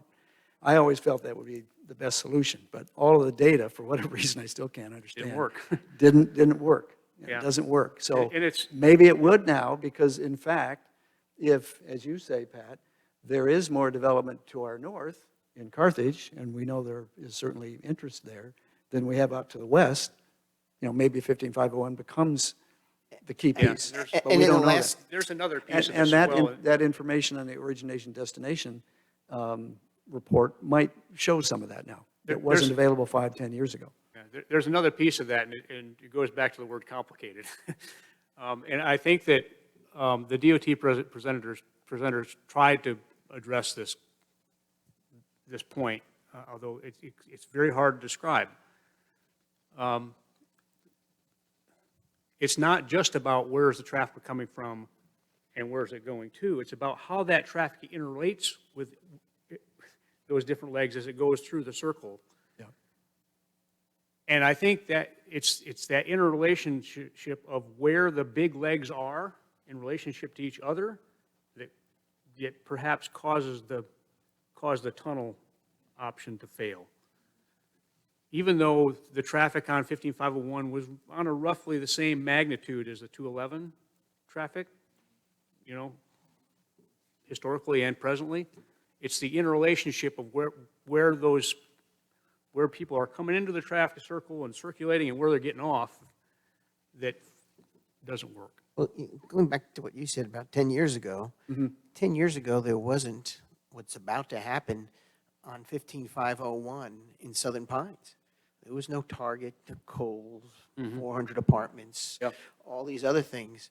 Causing more problems. Oh, well, I'm not, that's another community's Or decision. people that want to drive through Pinehurst to go do things. But if they're coming from Carthage to go shopping there, they come through the circle, Seven Lakes and Pinehurst, okay? But, Pine Wild, and but, one of the things that is, two things. One, there are some things we've discussed in the past that we can do to tinker with Highway 5. We have a situation with Highway 5, there's a railroad track going past it. So it causes more problems than just your average, what are we going to do with a road situation, as you know. Two, I don't know the status of the Highway 1 big improvement project going down Sand Hills Boulevard. Is that something that's going to be completed soon that might tell us more about traffic flow and all? I would have to go back Could and you review. check on that? Because, yeah. I wouldn't want to rush into anything if maybe that is going to have a big difference in the way traffic flows. I think that's been delayed, though. That's the Super Street project for For street, Highway 1 and its merger with 15501 through Aberdeen. It's in the STIP, And though. I think it's still on STIP, but It's still in the STIP, yeah. it's out there some years. The last observation I'd like to make is that just like not everybody can dance like Fred Astaire and Ginger Rogers, not every community has to have this perfect symmetry of traffic flow. I don't know, everybody's grown up in different communities, but we all knew the shortcuts to get through to different ways. We all knew which roads to avoid at certain peak hours. And people address that in the way they develop their own sort of transportation, their personal transportation system. And I just think particularly where we are here with a historic district, with the history of the community aside from the historic district, we've got to be careful before we start tampering with some things until we've got a really good degree of certainty that it'll make a difference. I'm not going to steal Lydia's stake in the heart, knife in the heart slogan. She took that already. She owns it. But we just got to be careful. That's all. Thank you. I think there may be two next steps here. One would be some origination destination analysis to be defined. I think maybe we need to think about that. Yeah, I think, And- I think that, here's what we're faced with. DOT's got a timeline, right? Yeah. And End things are of the moving year. fast for them now. I think that they either need to hear from us, let's continue this dialogue and do something and work toward this completion on the current timeline or delay it. I think that's step number one. Does anybody want Because to? the analysis you're talking about needs to be done, but it can't be done before they need some information back from us. What sort of I- information they need from us? Yeah. Sorry? What information do they need from us? I think they need to know whether you want to delay the traffic circle project. Okay. Are they looking for a specific decision from us on what they're recommending or the different options? I think based on the interaction that they had with you all last week, they have the impression that no solution is acceptable. And so they want to know if you want to delay it. Okay. In that regard, I think that what you identified before, that Highway 5 is a premier concern that we have. I totally agree with that. And I also agree that the traffic circle and amending that can assist in decreasing the flow in Highway 5, which is imperative for us overall. There are other things we can do. I won't tell you I was wet on the recommendations that they had of basically taking out the traffic circle and putting in a big intersection and things like that. But I still stick to the comment I made before that doing nothing is not an option. We do need to do something. And Pat, you brought up an analysis over there, and you're talking about the growth, and you talked about the growth rates and the percentage. And I don't know what the real numbers are of the growth. In other words, the amount of growth that occurred in this decade with this number of people, okay? But and I say that because if you look at percentages, it'll just randomly pull something out. If I got 200 people, I increase by 50%, I've got 100 people more, okay? But on there. So that can be a misnomer. The second part of that, though, is and I think Jeff was alluding to this, the traffic and the traffic circle is far more than just Pinehurst people. And so we have to keep that in mind, that this is a throughway in that area, and we have to account for that in the growth. We are going to still have growth. You've got the growth we just kind of mentioned before, the different shops that are necessarily over in Aberdeen or in Southern Pines they're coming through. You've got West End, Carthage, all that kind of stuff. And what sort of development we're going to have on 211 with a 4-lane going out towards West End, I don't know. You got USGA that just came in. You got all the national investment in golf that occurs in our community. Growth is still going to be there. So we cannot do nothing. That's putting your head in the sand. Okay, well, maybe it's putting your head in the sand hills. The point is that we're ignoring what we know is going to happen, and we have to build the infrastructure for it. So I'm supporting on trying to move forward with it. The specifics on there, hey, I'm willing to talk about that. Jeff, I thought we had a few months to give some direction to the DOT. Not so? You seem to be a little more urgent than that. And my whole point about having the origination destination work was maybe that helps us understand what options we would support or not.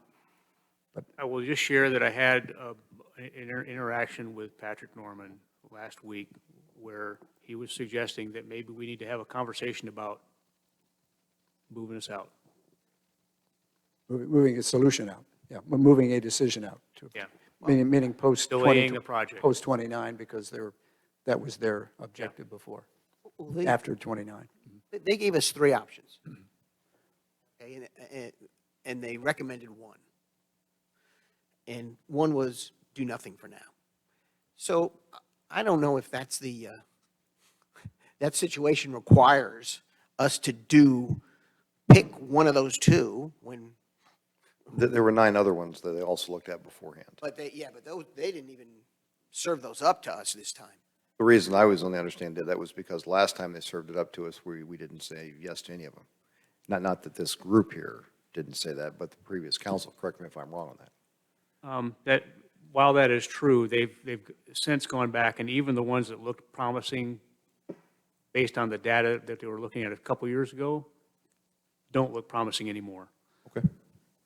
Well, this is part of it. I mean, the situation is so fluid and changing and so forth, and just, I can't stand it. I've got to just say as an aside, I have a certain amount of familiarity too with the cell phone data for traffic on Route 5 that the DOT did several years ago now. And the vast preponderance of that traffic is going locally to the shopping areas and so forth along Route 5. And so True. a bypass will not address any of that. I just want to throw that out there. But in response, That's true. The overwhelming majority of Highway 5 traffic Right. is local, but that is not the same thing as saying that none of it would alternately use a different route. If I recall correctly, when we did the analysis on that, somewhere between 19 and 25% of the traffic on Highway 5 might choose to use another route if it was available to the west. well, this that's- is where we need to make sure That's that even though the data we're 75% of starting it with, wouldn't. the data we're starting with is accurate, which I don't think necessarily is right now. And we need to understand what the latest growth patterns really are. Anyway, I don't believe that the fact that the DOT has this in the STIP line at the moment means that it's incumbent upon us to agree to a project that we have such strong reservations about. I think we need to be very careful about what happens to that traffic circle for a whole lot of different reasons. And I think that we have concerns, not just a set of concerns, but also I have safety concerns about that, the complexity of that intersection, very elaborate intersection of Rube Goldberg kind of. Is it too complicated for what we're trying to do? And I think that taking the time to do it properly is not doing nothing and not to be dismissed as an alternative. I think it's an important alternative. And if we don't have enough time to make that analysis within the current STIP, then I think we should say, okay, instead of having it, doing it in 2026, let's look at what we can, putting something together that's going to make sense in 2029. I think those are all fair comments, but just for perspective, we have been working with DOT on this project for like 10 years now. And it's where it is in the STIP right now because we asked for it. I fully appreciate where we are right now with regard to satisfaction with the proposals that have been made, but I mean, that's just the reality.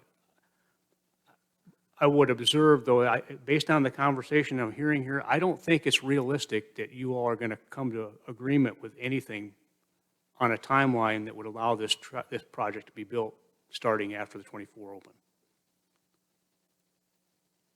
But Jeff, even if we delay it, that doesn't mean we should do nothing. My concern is we'll say, well, we don't agree with this, and so let's delay it, and then we just don't do anything. This is something that's got to be addressed. So how can we assure that something does continue to get done, even if we delay this? Like what?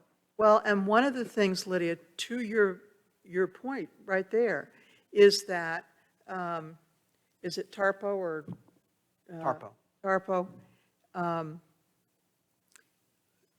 has said that this is the time that if we want to swap out STIP projects, to say so. So maybe what we say to TARPO is, rather than doing the traffic circle right now, could you please take that money and use it to address the list of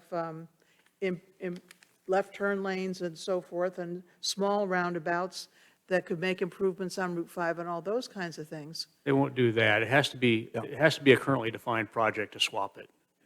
It had to have competed previously for STIP funding. Now, some of that stuff Well, you maybe we described could- as part maybe- of our Highway 5 project that's currently slated for 2031 or something now. So, potentially they could swap those out, but Well, at least they're on a tight timeline. the amount of money would be within the amount that the STIP would have been. I mean, the traffic circle project would have been. I mean, that seemed to be a big concern too. So maybe we could raise that point and say, look, right now, what we'd like to do is improve some of these other projects while we turn our attention to figuring out what Again, is. it has to be a defined STIP competed project. It can't just be this little roundabout and that intersection over there. It's got to be a defined project to swap in that methodology that you described. I think, Jeff, your observation is probably right. I don't think there's, this is my hunch, a single vote to say yes to their recommended proposal among the five of us. Not that recommendation. I mean, if we need to have a vote, we ought to have one, but that. Now, but in the same breath, along the lines of Lydia's mentioned, it doesn't mean we don't do anything about some of these traffic issues. We definitely need to get a little more better data, utilizing the software package you mentioned and getting some answers to the questions about originations and all that. But two, maybe we need to ask them to waive. I mean, I don't think it's one of the 10 commandments that if it's not in the STIF, you can't do it. Let's see if they can waive some of that rigidity of the STIF and get a couple of low-hanging fruit solutions that I'll call that are less expensive and less timely, that will improve the transportation system around here a little bit, and then revisit. And then revisit this Budgeted another as time. different pots of money for them. It's not. Yeah. It's not as easy Yeah. swap like that, Pat. Well, I don't understand the transaction, but Yeah. I defer to you on that. But I'm just saying, I'm not in the camp to vote for that proposal that they placed here and presented to us the other day. As was said in the 218 op-ed by one of the gentlemen on the North Carolina Department of Transportation board at the time, is that the one thing the council all agreed on when they last spoke as a council and asked for solutions was leave the traffic circle intact. This new proposal, I'll call it new, though it may be familiar to others, does not do that. So they have sort of jumped the shark a little bit on What about the second option? That left the traffic circle intact and had the flyover. Yeah. I don't know. Well, the flyover doesn't leave the traffic circle fully intact. Well, It does. Well, It's I still looked at the there, maps. yeah. The maps I saw, it's coming off the southwest quadrant there, I'd call it, but, But the circle's intact, and it still functions the same way it does now. All you're doing is providing that 211 to 15501 direct flow. I just, visually, it looked yeah. horrible, so that, but It's I It's a understand. compromise, you know? Yeah, yeah. But that's not their, but they don't think that's they don't really consider that a good solution themselves, do they? Well, it's not as good a solution. And initially, it was not as good a solution, both because it didn't perform as well and because they thought it was much more expensive. Now they understand that it's not more expensive. But it sounds like you're saying either select option A or option B. If you want this project to go forward, select option A or option B. And we're going, but wait a minute, there are other considerations here, and I'm not prepared to select option A or option B. Then it's got to be delayed.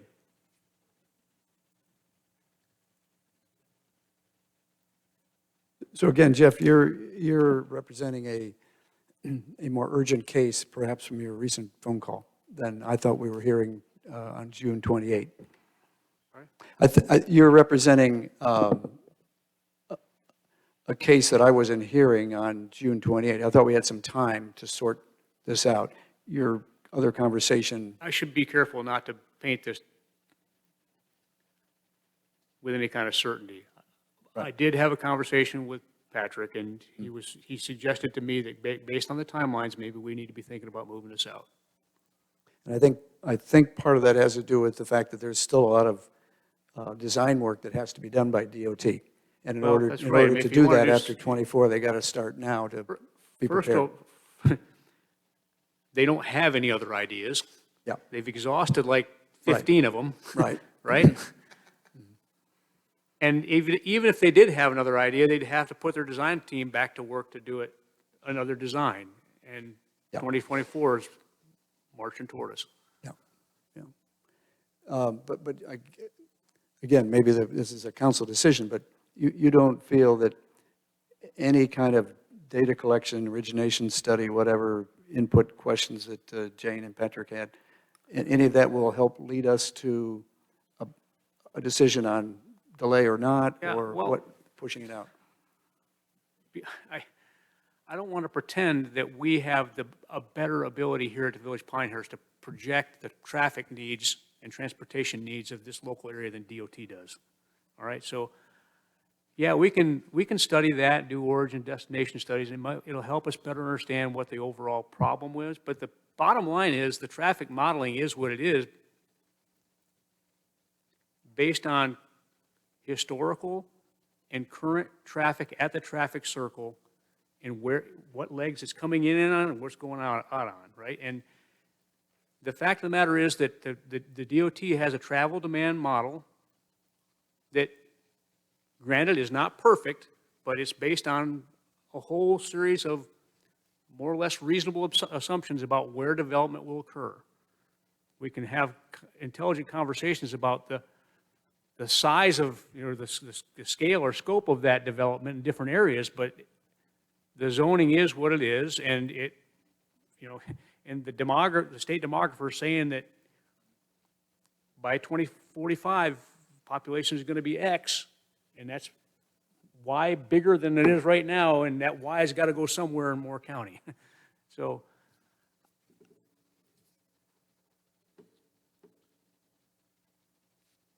I don't know that it's going to help. The additional information, all right. Then maybe the only option we have is to delay.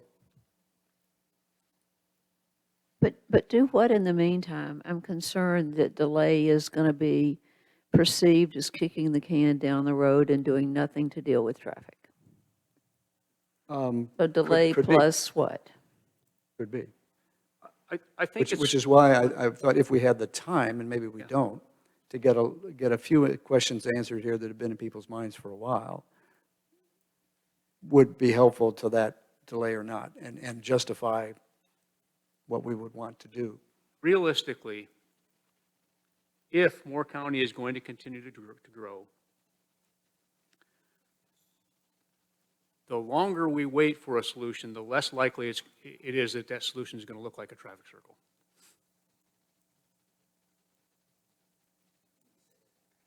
Well, I'm not not sure I following you. understand that, because if they've come up with all the designs we'll ever see, probably, then their current recommendation is what they would do.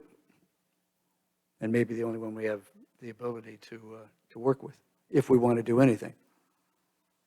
I say that because if you talk to the DOT engineers, they'll tell you that traffic circles are not as efficient and effective at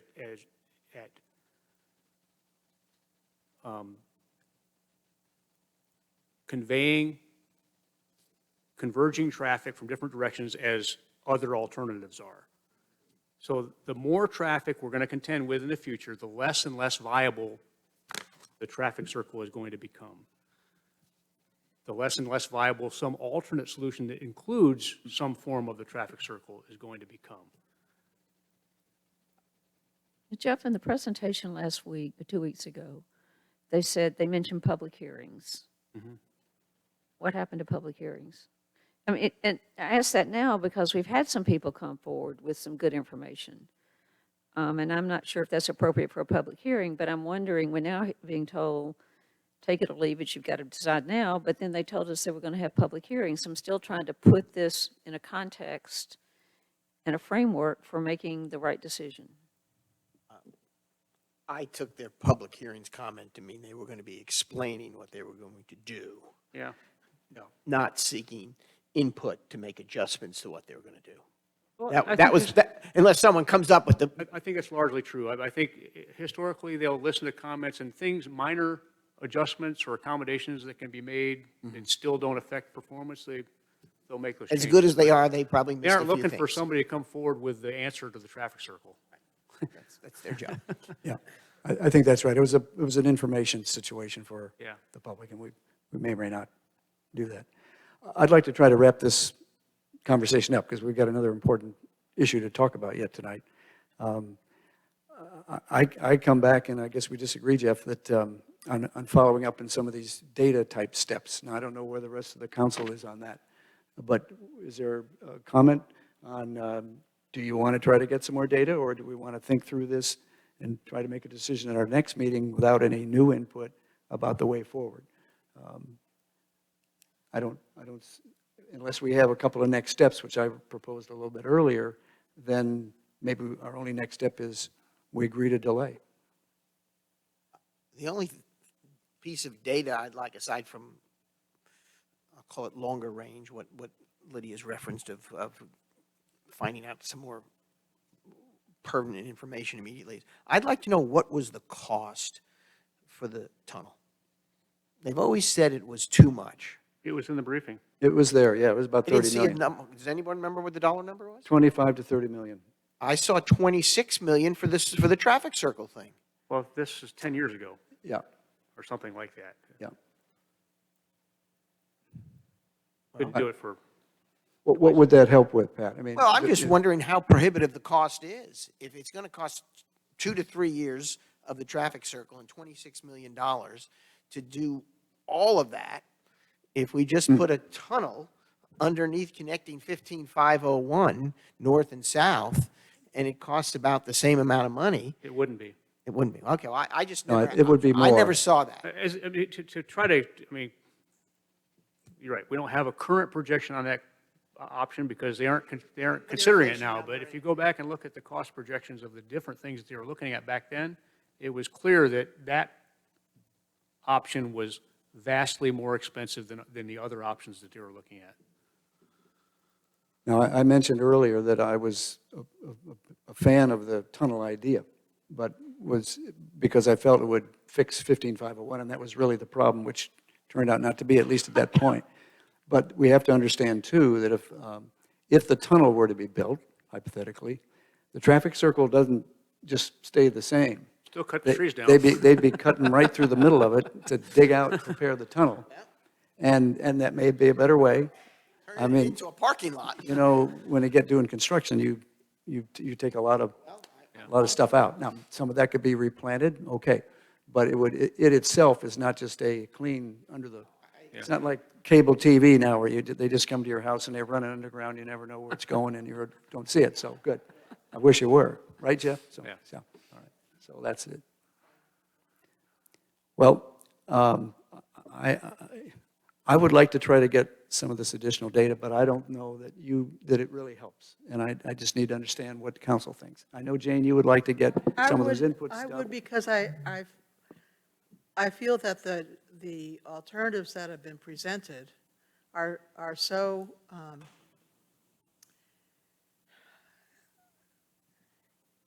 what's the nice way to say? I don't like them.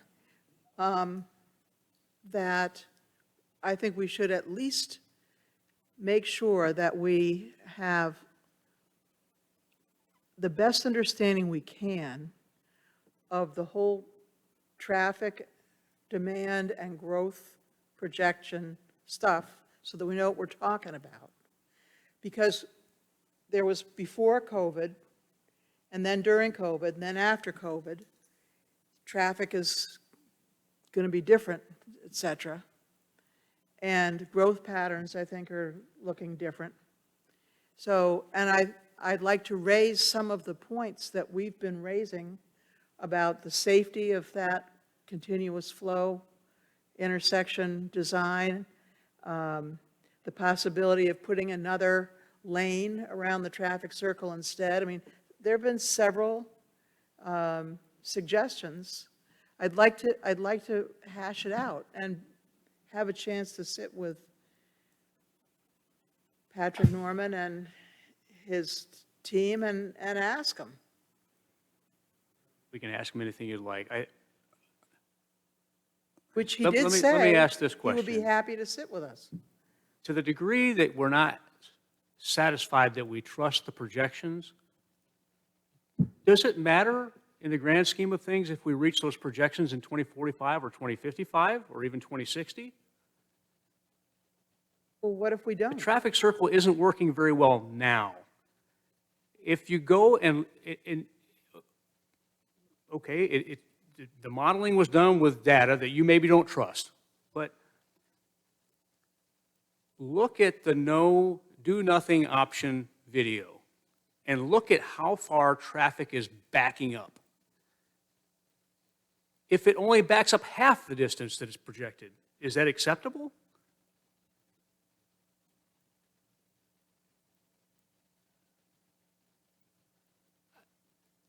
No, I think there's a, it's not. There's- You know, there's we can nickel and dime modeling all we want, but the But- physics are still there. And the modeling that's going on, and I recognize that people want to argue the data. One of the things I brought up before was that the growth is coming, and there's nothing we can do to stop it. All right, when we have this projection that's for a hurricane that's coming in, we may not want the hurricane to hit, but guess what? It may come this part or this part, but you're going to get hit by part of the hurricane, okay? And you have to deal with it. We have to deal with the growth that's coming. We have to have the infrastructure that's there. And if we decide to delay, we are kicking the can down the road. We are deferring it. I understand that the models that are given there are not palatable for lots of folks. And I'm more than happy to have the discussion if we have the time to discussion. There are a couple of things we can do and go back and forth. Again, I'm not specifically wed on the demolishing the traffic circle. But I'm certainly not a fan of doing nothing. And when you delay, you have de facto done nothing. I don't agree with this. I mean, the choice we're given by the Department of Transportation, which is not an infallible organization, the last I looked. I found some when I was at the archives, I found some old village of Pinehurst resolutions that get the Department of Transportation to change some of their plans, okay? But we're given a choice. It's either meat or fish for dinner. That's what they're telling us, okay? And if that's the choice, we need to make a choice about that. And if that means we delay things a few years, the world won't end. You're right. It's The just not- traffic will back up. Okay. It may back up. Or you know what? Sometimes the hurricane passes you by. Yes, sometimes. Okay. Okay, with the models, but when you have those models that are predicting, they give you some accuracy on it, saying that you can be pretty certain that you're going to hit by it some way, okay? I think it is very safe to say that no matter what the growth projections are, whether again it's hitting in 2035, 2045, 2055, growth is going to be here, okay? You just gave examples of the growth that's occurred just simply in Pinehurst. It's increasing growth, it's not decreasing growth, okay? I understand the rate's decreasing, but again, I go back to the denominator. If you have 100 people that are added onto 200 population, that's a 50% growth. 100 more people, that's no longer a 50% growth, okay? So it's the actual number of folks, and it's also not just Pinehurst, it's where are these other rural locations from Taylortown, from up towards Carthage and things like that that are gonna be coming through the traffic circle. All right, I think it is a reasonable assumption that the growth is going to be here, and we are going to have more of a traffic problem at the traffic circle. And certainly when I was running, one of the things that I was running across with lots of our citizens was, hey, the traffic circle is a problem. We need to come up with better solutions for it. And I don't like the idea, as you described, either meat or fish, okay, on this. And I did not know that we had this very accelerated timeline to make a decision on there. I would like to be able to discuss some other options with the folks on here. I don't know how convenient that can be or how quickly we can make that happen. I think it's reasonable to have that conversation. But I still go back to if you do nothing and you wait on this, we're going to wait another 3 years or whatever the case may be, at this stage of the game, that's de facto doing nothing and you're delaying the process. That's correct. But if your choice is do nothing or accept something that you don't like, Okay. that you don't think is effective, that's a reasonable decision to make. That's what we're supposed to do. Say Okay. yes or no to that. I hear what you're saying. I prefer to come up with a solution. I'm open to a solution. I'm just not, I don't like the choice of meat or fish right now. What if we, as Jane suggested, and maybe we could have a couple council members work with them and the staff to have this conversation with DOT as soon as possible. About the way forward. Sorry? Yeah, about the way forward. Well, not the way forward, well, the way forward eventually, but this concern that some of us have about the data that was input. Get that resolved. And does that change anything about their modeling that says we got 5 more years or 10 more years or fewer years until we have a real backup on all the roads at peak times? I'd like to have that conversation with them before deciding we're going to delay, we're going to go along with the new solution number 11 as it's called now or not. But I think there will always be a question in some of our minds with respect to the data input and the need for these changes if we don't have confidence in what the data was. Just look at that graph. Yep. I got Those it here. projections look crazy. Mhm. I don't think they look crazy. You don't think they look crazy, No. okay? It might turn out a little higher, it might turn out a little lower, but I don't think they look crazy. They look reasonable. But Jeff, we don't like the two options. We don't like the options they've given us. Well, I'm addressing the data question about whether or not we have more time. Council, is the most important piece of data, if you want more data, the information from the DOT on the inputs to the data they used 5, 6, 7, 10 years ago? Or is it origination and destination study? No, what I'm hearing is it's not a matter of the data, it's a matter of the options. That's what people they don't like. We've been given 2 options. My point is, the option may become more or less attractive if we have confidence in what the data is being used is. What are we going to, what do you want to use origin and destination data for? To me, it gets to the question of maybe 15501 is the bigger problem, and maybe that does enhance the idea of a tunnel. Well, if we do analysis, it's a reflection of the current Current. situation. They know what the current situation is, right? Well, They have the actual traffic counts. I think that's part of the question, too. Yeah. These projections, in some people's minds, may have information and data that isn't correct as we sit here today. But I'm saying, sort of proof that. we can't improve upon that with origin and destination. They already know the ground truth about where the traffic, what Okay, direction so- the traffic is hitting the traffic circle from. But their data from origination, destination is how old now? I don't That's remember that. actual traffic counts. It's not origin and destination, that's not modeling, that's traffic counts. Traffic count, right. All the historical, well, it's not true, up to 2019, I think, is actual traffic counts, and they don't have 21 yet. But not the So straight 21 was extrapolated out in some way. Well, maybe the origination, destination isn't so important then. And maybe the input information that DOT used, And then I go back to this graph. Does that look crazy? I can't say. I mean, if it's off by 5%, does that, you know, All right. 5% or what? I mean, here's the reality about how intersections work, okay? They work fine. You can throw more and more traffic at them, and they can deal with it, right? But once they get to that point where they're just about not working well, it takes very little more traffic to cause big problems. And then the more traffic you throw at it, the more it's just backing up and backing up and backing up. So that goes back to the simulation stuff that they showed you on the do nothing option. That's the result. You crossed over that tipping point where you can't fix it. It doesn't, I mean, I shouldn't say you can't fix it. You could fix it by doing something to, in the future, to address the traffic circle and some other option. Why do you think, Like we're, why do you think there's just about the same amount of traffic going from the Circle to Southern Pines as there is west of the Circle going down 211? Doesn't that strike a little odd?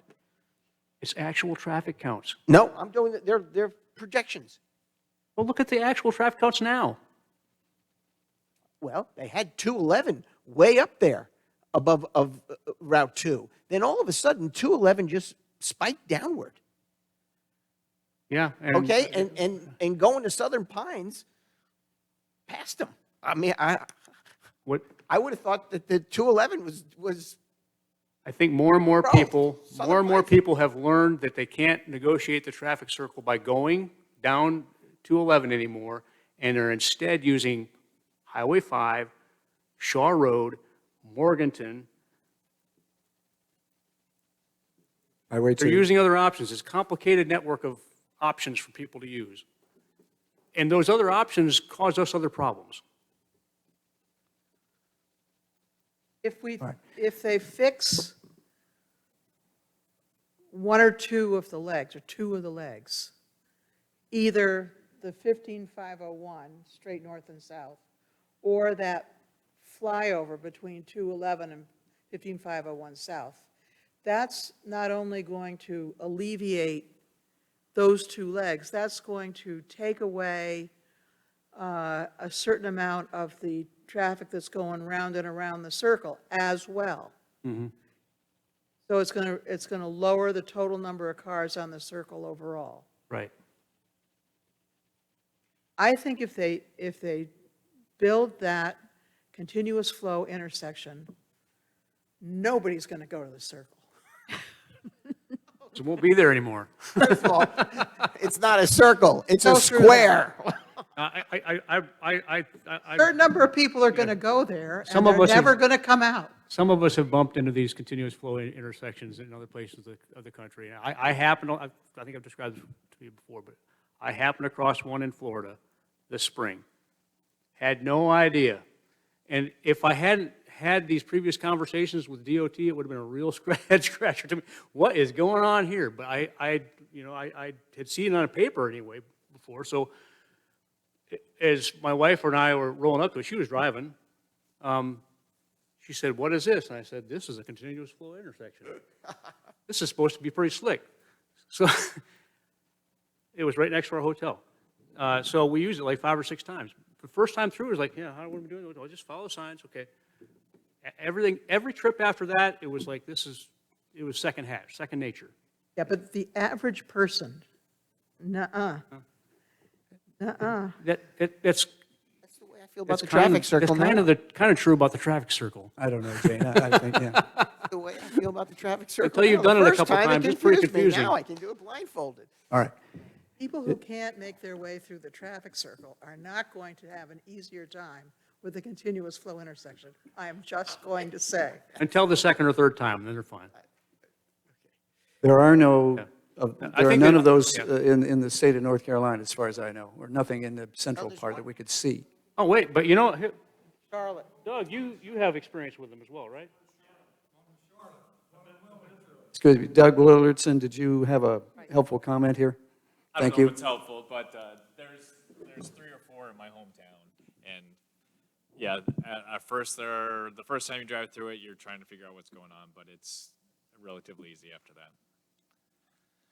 Now, was it was it near the size of this one that could be here?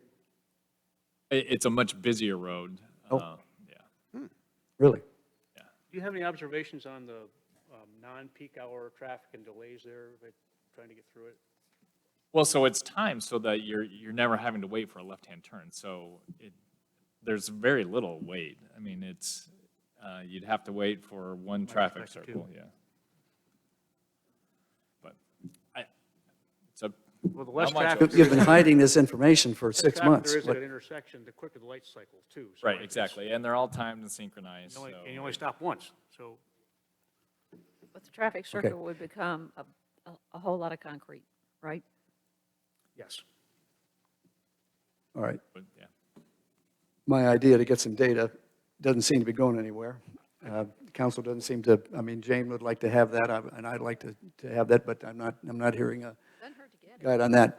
Would it be helpful if we individually, before the next meeting, went through and saw that video again of how that continuous flow works?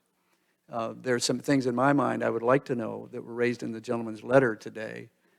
I think that will prove to be, his concerns may prove to be incorrect, but I'd like to know that from DOT. And I'd like to think that everybody could become even more familiar with how that continuous flow intersection would work. Yeah. Now, Doug, now you're drawn into the process here.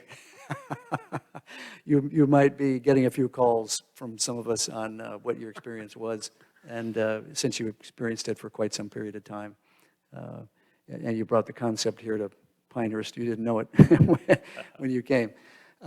So I think the way forward here is, could we spend some time reviewing that model, see if we're happier with it than we might be before, and if possible, to get some information from DOT about these inputs that they use, just to give us a confidence that, You have the is there report. anything better we can do? It may be in the material we've just received, it may be another question. Would that help, Jane, solve some of your concerns here, to understand that data and make sure that it's what you think it should be, and you can I'd report like to back to us? understand the data that they used. I'd like to, if they did start with a baseline of 5 times as much growth in the ETJ as there's really going to be based on zoning, then I'd like them to back that out. Yeah, on that point, Good. I mean, Get to- I observed that based on my reading of their report, they used several different inputs. And one of them was the travel demand model, and they talk about the fact that the last time that was updated was 2014. But it was updated with current discussions with planners around Moore County about what projects are actually in the pipeline. But if, Now, but let me finish, please. So if in fact there's all this overinflation of data in our ETJ, right? Here's the net impact. The difference between the projected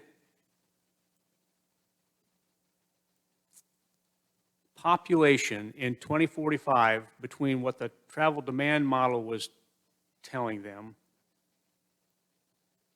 or the inputs to the travel demand model were telling them, and what the state demographer's office was telling them was 9%. And they didn't go with the population numbers from the travel demand model. So read the report. It might help you understand. Well, I did read that. But those were just numbers floating in space, so. But going back to my earlier point about, is this reasonable? And what, if it changed 5% or even 9% or whatever, does that, in the aggregate over, the 2045 horizon here, I mean, does it matter if we reach that population 2045 versus 2055? Or is it, I mean, the outcome is still the outcome. Maybe we reach it sooner. We don't know. Some of my issues about it, this continuous flow, getting into the safety area, and Yeah. particularly that letter. So here's some things I'd like to have done. I would like to have Jane and another council member, if anybody wishes, to have some meeting arranged, Jeff, with Pat Norman or Chuck or whomever it would be, to clear up any issues you have, and you can report back to council about the data is good, you understand it now, you've made some changes, whatever. I'd like to have that done. And I would like to know DOT's response to the letter we received today on the safety factors that were pointed out in that letter from Mr. Kerman, right? So you want to DOT's reaction to that, which will already happen because Pat's received just the be letter. careful about demanding a response. I provided it to them and said they can comment back if they wish. Oh, okay. Yeah. Well, I imagine Pat will comment Yeah. back. I mean, he's very good about that. All right. And I would urge the council, between now and the next meeting, when this other stuff's being done, to read this material, read the report, look at the video again on how all that thing comes together, and be as familiar as you can with that particular option and any concerns you continue to have. Yeah. All right? John, may I? Lydia, ask that please. we- Yeah, because of, okay, our National Historic Landmark District, because of the controversy that arose with the roundabout, and because we still aren't through with the condition integrity study, and they ask us to please notify the Park Service and SHPO when we are about proposed changes to the traffic circle, should that be added to the list? They're aware of it. I think they're aware of it, requirement, but yeah. what we were told, I think at one point, that some other things have to happen at the DOT level before they can refer that question over to SHPO. I thought I heard something about that, which may or may not. It's kind of allow- all along the lines of, have we decided on this option? And if so, then we'll take it to SHPO. Okay, yeah, I'm Well, concerned. the point, I think, Lydia, is it will go to SHPO. Okay. If we would approve it at some point, it will go to SHPO, and they will have input before any ongoing project would be commenced. They would have to have that. Because I remember specifically over the past few months, they said, get in touch with us early. So I don't know what the process is, but they had said, get in touch with us early. And I don't want us to get into a situation like we did with the roundabout, where we were criticized for not getting in touch with them at their appropriate You're talking time. about it with NPS, as well as Yes. SHPO, effectively. yeah. One or the other, Yeah. I'm not sure, but, State law requires DOT to talk to SHPO about any projects that are in a historic district, okay, in a landmark. Right. okay. Yeah, that's another important step. Okay, is that reasonably clear, the 3 steps I mentioned? It's on the video, we can review it tomorrow and take our orders. All right, thank you, everybody, for that conversation. I think we need about a 3-minute break, and then we want to get into this important material here that Darren Burke's been waiting very patiently to present. So at least take a stand up, and we'll come right back and talk about the PDO.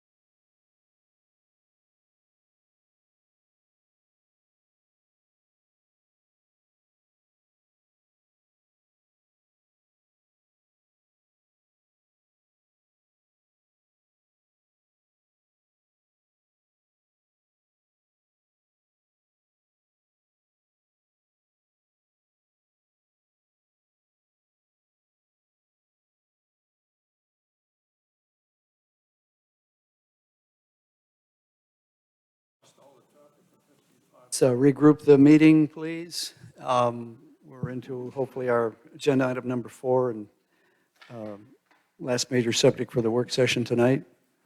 Darren, I think we can go, well, Jeff, would you like to introduce the project here? But Darren's going to be on the, Yeah, I sure can, John. I mean, it'll be a short introduction.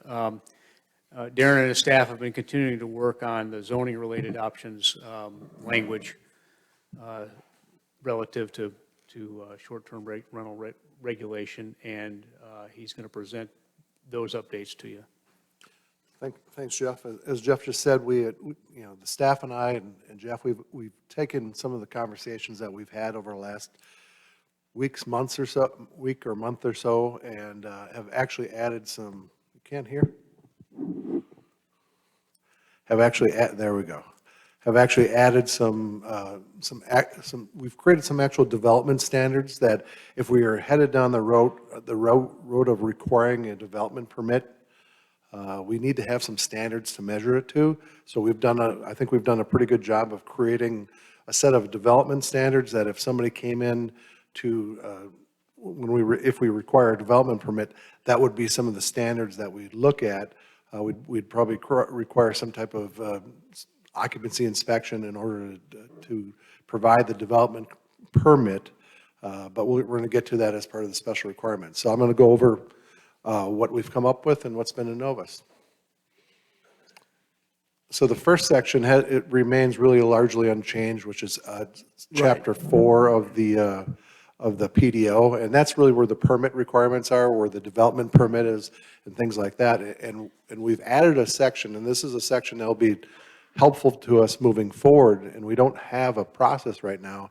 And this becomes real critical when we if we start to do development permits for short-term rentals, is the actual revocation of a development permit. You can revoke development permits per state statute, and this language largely reflects the state standards regarding revoking of a development permit. We made that one change, Jane, that you had noted on this section. And we just noted we made the change to an ordinance. So this really hasn't largely changed since the last time you saw that. One of the important parts of this as well is this last sentence: revocation of a development permit by the village planner may be appealed as provided in Chapter 5. So any decision that we make, if we're moving forward with a revocation, that person could start with the Board of Adjustment and move forward and have that appeal pending before the Board of Adjustment. Darren, quick Yeah. question. Please remind me what the Wilmington case said, if anything, about permits? I don't think it said anything outright about permits because Wilmington itself, I believe, had a registration. Okay. They didn't actually call it a permit, and I think there was some commentary on there, but the question of a permit wasn't before the Court of Appeals. Okay, thanks. And there are several municipalities in North Carolina that have permits that haven't been challenged. There are a number of them, correct. So moving on, we'll circle back to this, but this is the table of permitted uses. So when we look at the zoning code in Chapter 5, which establishes land use, we create different types of land uses: residential, lodging, commercial, institutional, all that kind of stuff, and then we start to put the defined uses on the table. So you have dwelling, single family, two family, multiple family, and so on. So on the lodging table, we decided to, and we all thought that short-term rental is a lodging type of use, and that would be, if we amend the PDO and this particular table, we would put short-term rental under the lodging use. You also notice that I did add another definition for homestay at the end. So this would be the table where you start to put the permitted by right areas on this particular table. So if you're looking at prohibiting it or allowing it in R15, so if you wanted to permit it in R15, you'd put an X there. We're not at that level yet. I'm just explaining that that's the process. This is where it becomes a permitted use. permitted use by special use permit or there's a special requirement. As you can see, off the short-term rental, there is a special requirement. Number 9, that's one we're going to go into next, but that's really becomes the development standard for what a short-term rental is. That's where we say, that's where you have your maximum capacities are determined, parking, things like that. Any questions on that? We're going to come back, I think we're coming back to that. Yeah, Sure. Let me, go ahead. I know No, you we want you all- to finish. Let me get through it. All right, so now we get into the special requirements table, and the special requirements are each of, a lot of the uses that are within the community have a different special requirement. It's an SR, and what happens is that SR guides us in providing additional development regulations. So if we're looking at a certain land use on the table, there's a number of SRs that we look to before we issue a permit. So when we started to go back to the not drawing board, when we started looking at how we were going to create a development standard for short-term rental, we started to look at, well, if we were going to regulate short-term rentals and establish a standard, these would, the standards that we've put in here are those standards that we would look at when we're trying to issue potentially a development permit. So there's a number of things, there's a number of categories in here that we're pulling over from the minimum housing standards, and there's some of them that are just regular PDO type of requirements. So if we start, and I think I have a number of them, we start with A, and I'll just go over them, and you can jump in and ask a question along the way if you'd like. Short-term rental, SR9. A, maximum occupancy per unit is based on 2 adult guests per bedroom, and that really starts to limit the amount of persons that can be in a potential STR, and that's how we would then, when we issued a development permit, the occupancy would be based on 2 guests per bedroom overall in the unit. B, a minimum of 1 parking space shall be provided per bedroom on approved surfaces and locations per the applicable parking regulations of this ordinance.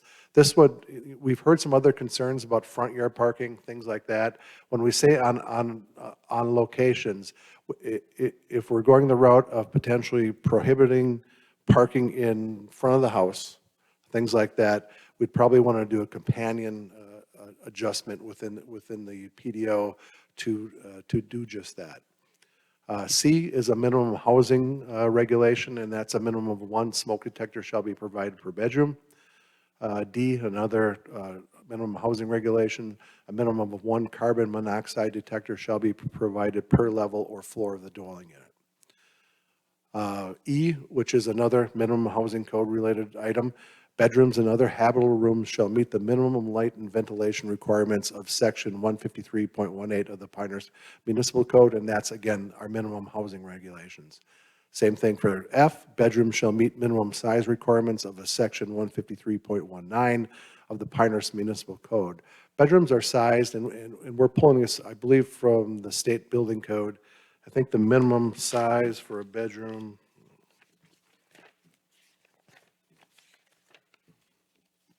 the minimum size in the code is 70 square feet for one person, and then as it gets to 2, for every other person, adult person after that, you add another 50 square feet. So if you had a bedroom that was set up to house 2 people, that would be about 120 square feet would be the minimum size. Ceiling height, G, another minimum housing standard. At least 1/2 of the floor area of every bedroom shall have a ceiling height of not less than 7 feet 6 inches tall. And both those are combining so people aren't creating bedrooms out of closets, things like that. Okay, this is an odd question. I always thought the ceiling was a standard 8-foot ceiling. Is that not common? It must have been where I grew up. I always thought the law was that you had an 8-foot ceiling was what was standard. There's no such thing here, right? I'm not positive on the 8-foot. We're pulling this over from the minimum housing regulations. I'm I'd have to sure- check that. I mean, it is different locations. I can't recall 8-foot. I thought 7 was. Not that a ceiling never comes into play with me, okay? Not so, but I'm just saying, from a very early age, it was everyone 8-foot ceilings, Okay, thank you. You're welcome. This is another ad, cooking facilities are not permitted in any bedroom. So for purposes of this regulation, cooking facilities include any refrigerator in excess of 7 cubic feet. That doesn't get into those small little, dormitory ones. Where am I at? Cooking facilities include a refrigerator, any stovetop range that operates on a 220 electric service, an appliance operates on natural gas, any cooktop, so on and so forth. So what we're trying to do is prevent, that cooking doesn't occur in each of these bedrooms to kind of lessen some of the fire hazards that you might have. J, this was an ad based on our last conversation about, I think we've gotten into a conversation on accessory dwelling units. And what we're stating here is accessory dwelling units may be permitted for short-term rental where permitted by right in table 8.51A, table of permitted and special uses and special requirements. Again, that's a table that you still need to fill out. K, in residential zoning districts, short-term rentals shall not be used for special events or large gatherings. And that, I think I might need to get a little bit more definition of both of those items, and I'll continue to work on that. And this pairs with the section that we're proposing to create ahead of this, which is that new revocation section. So we created this. If it is determined that more than 3 verified violations occur within a 365-day period, the development permit may be revoked for a minimum period of 365 days, after which a new permit may be issued. For purposes of this section, any 3 or more verified violations of any combination of the following occurring at the short-term rental premises. Then we get into a list. Any PDO regulation as adopted as Chapter 152, which is the PDO chapter of the Municipal Code. Section 92.16 of the Municipal Code regulating unreasonable, loud, disturbing sound levels, noise violations. Section 92.17 of the Municipal Code, that's regulating unruly gatherings, the newly adopted code. And then Chapter 153 of the Pinehurst Municipal Code establishing minimum housing standards. A verified violation is a determination made by a code enforcement officer, law enforcement officer, or a judge following notice of a violation being issued by the village. Noticed violations of the PDO may be appealed per Chapter 5. So there's always a due process element which can involve the Board of Appeals, sorry. M. And this is where I put the highlight in it are some of the more important ones where we have dates that are we put some dates in there and some other dates that we need to adjust. And M is, should we create and pass an ordinance, what we're stating with M, and I'll probably have to move this up higher, development permit is required for establishment of all new short-term rental units after blank 20, which would be probably the effective date of the ordinance. Development permits are non-transferable when a property is sold. So if somebody sells it, we would want to get an updated development permit because then we'd be getting updated contact data, things like that. Non-conforming short-term rental units shall be regulated by the subsections N and below. So this is where we start to talk about the status of existing non-conforming short-term rentals and some amortization. So N, compliance period, existing short-term rentals permitted by right. So A, owners of existing short-term rentals were permitted by right in Table 8.51A, Table of Permitted Uses and Special Uses and Special Requirements.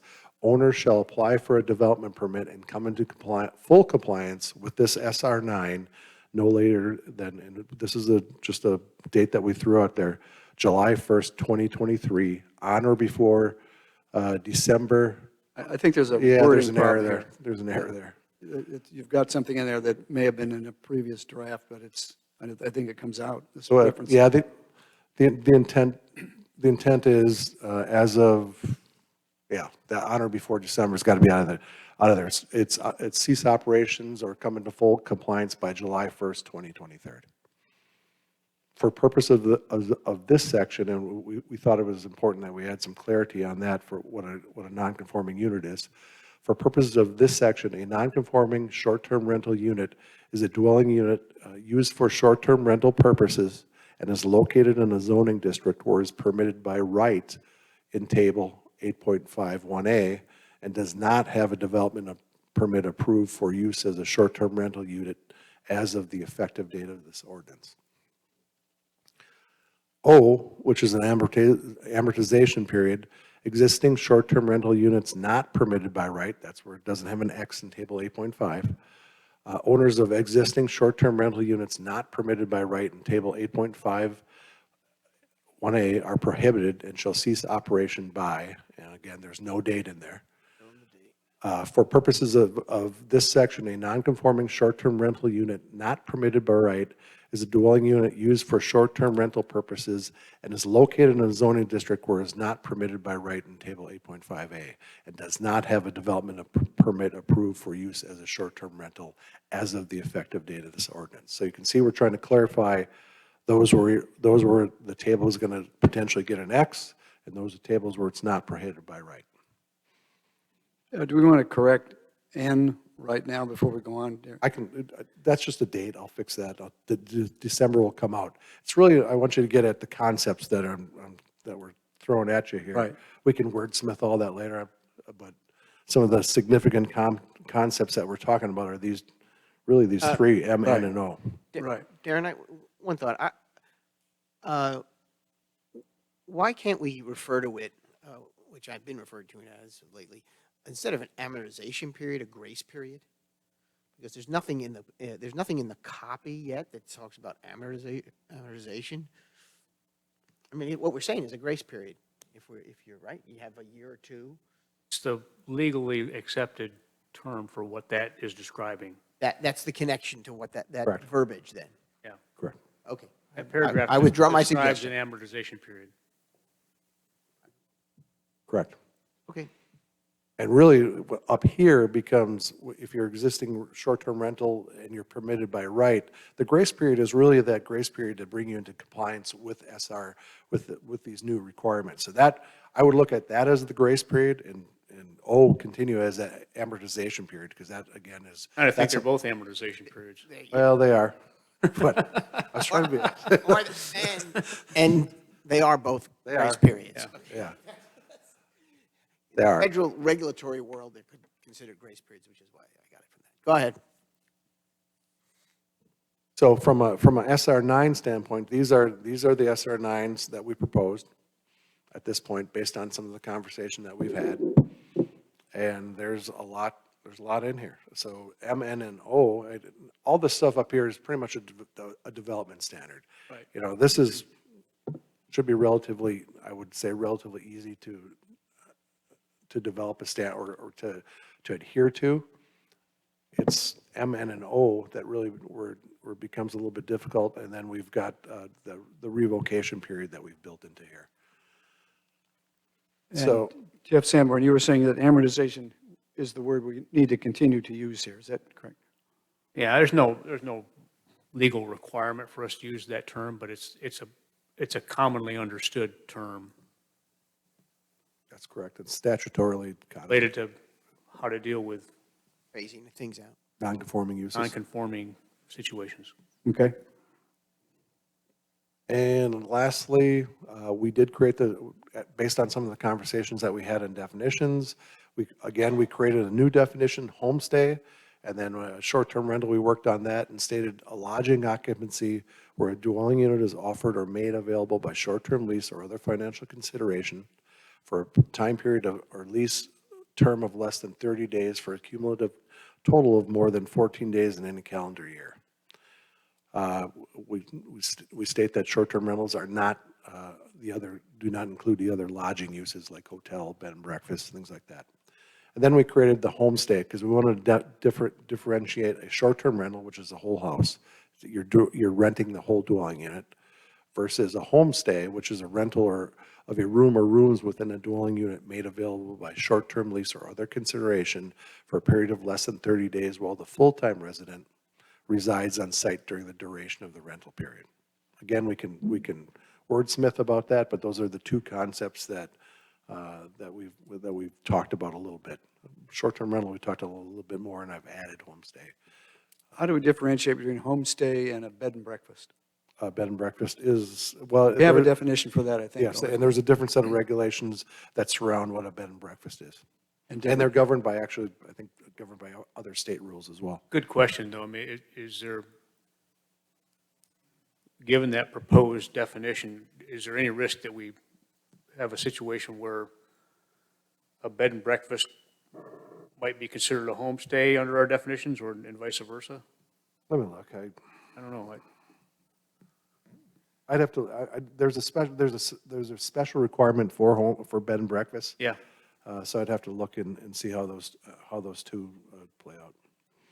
It's all, they are quite different, no question about that. I just want to make sure we got it right. Are there state statutes that deal with bed and breakfast? Okay, that's Yeah. what I thought. Yeah. And they're dealt with, yeah.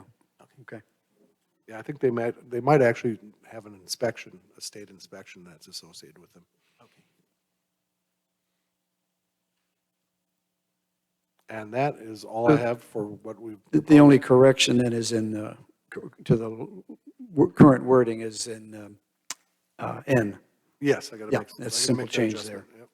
All right, and these dates will move around depending upon when and if we have an effective date and things of that nature. Okay.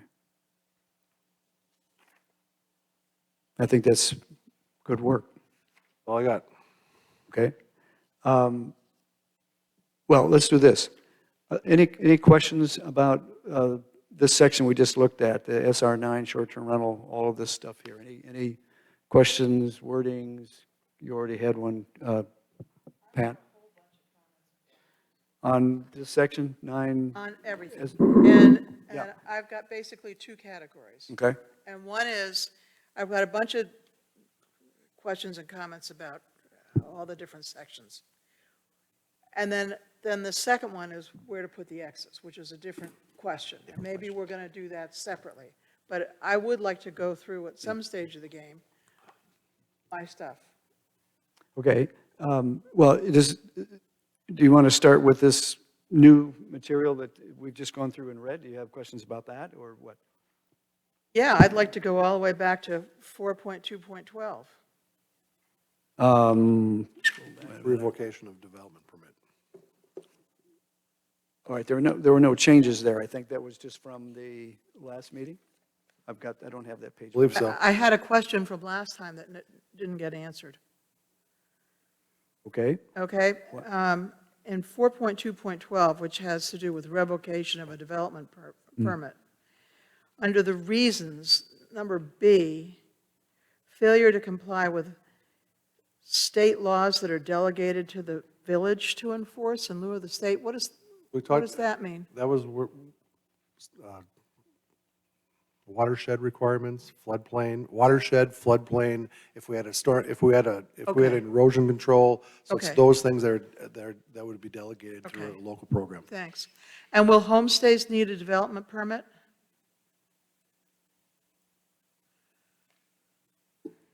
Because it doesn't say so. No, it doesn't. No, I probably need to work on a special requirement for that as well. Okay.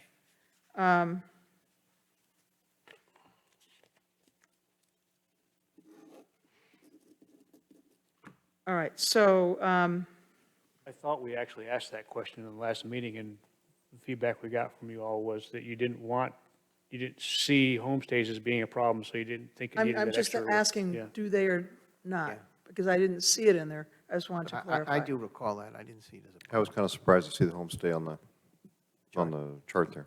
Well, we wanted to make sure we differentiate between a homestay and a short-term rental to make sure that, or at least to have it, it doesn't have to be per se on here potentially, but we wanted to make sure we have a definition to make sure it was clear that the homestay was not being considered a short-term rental. And it should probably be on the table.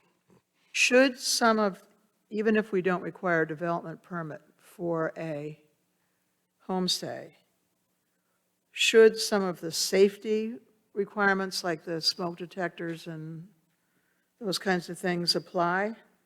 They do under already do. municipal code.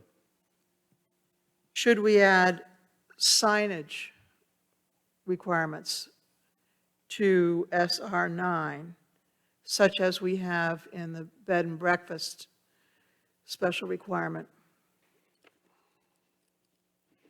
I don't see a need to at this point because it's within a single-family district. We don't allow commercial advertising, commercial At signage. all? No. Okay, thank you. Could we establish a minimum square footage or anything like that? I see that we don't have minimum square footage for residential units anymore in our table of standards, or whatever it's called, That was preempted. in Chapter 9, but could we do it for a special requirement? Why? We already, We want to make sure that I mean, we do have a, certain size, you know. for the short-term rentals, again, the minimum housing code will always apply, but one of the more important parts that we're looking at was the bedroom sizing, to make sure that it's clear that the bedrooms meet a minimum size. So again, so they're not pigeonholing somebody into a closet or creating a unit with inside of a garage. That's where. Standpoint of something that can survive scrutiny, why would we impose a greater size requirement on transient lodging guests than we do on our own families? So that we don't get a rash of very small units that are used to rent out and become a de facto hotel? You know, I would prefer we use a very light hand on these homestay situations. I mean, it's never surfaced as a problem to me. I can't speak for everybody else. But I think Jane's question pertained to both homestay and short-term rental, right? short-term rentals, I got an issue with. Okay. So, under SR 9,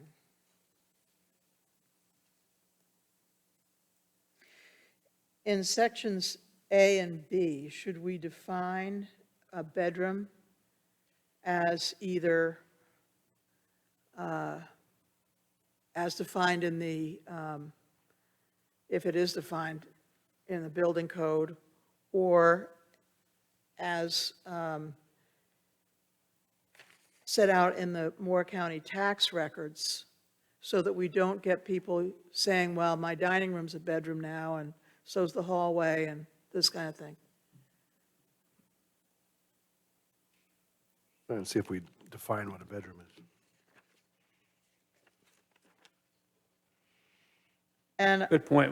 At one point, we talked about making sure that in some way the number of permits the number of bedrooms that are listed on the permit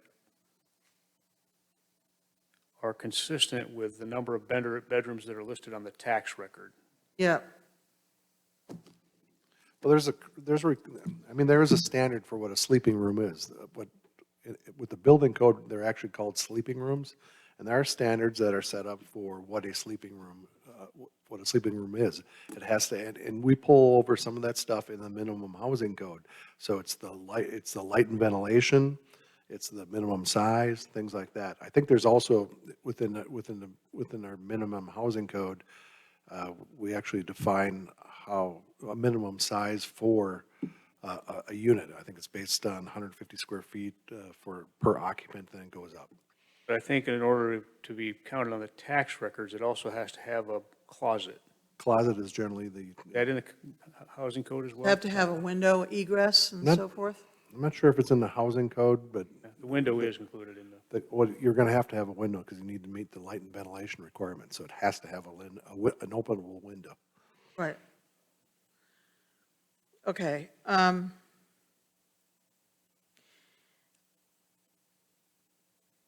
And then another question I had, and I'm not sure if this is where my note is, but I don't know if it's where I should fit it in, but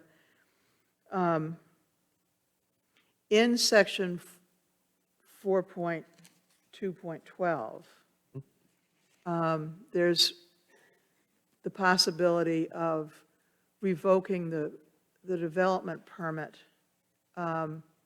if there's a series of violations of municipal ordinances. Is it possible to add something similar to section 2.3, which deals with non-conforming uses, so that a non-conforming use which has a series of violations is deemed to no longer be, to have ceased lawful use? You know, a cessation of use is another reason that a. Oh, I see. So not violations of the special Not violations, requirements, not but, violations of the PDO, but violations of the municipal ordinances. yeah, that's a good question.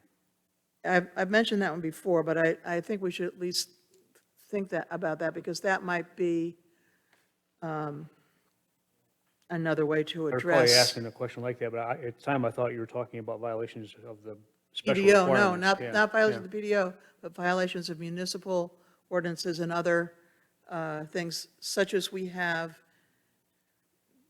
in 4.2.12. No, because you're looking specifically under our non-conforming chapter. But those are not non-conform, those, it's non-conforming with respect to the PDO. It's That's not what it is. non-conforming with respect to the municipal Municipal ordinances. code. That's right, Two yeah. different things.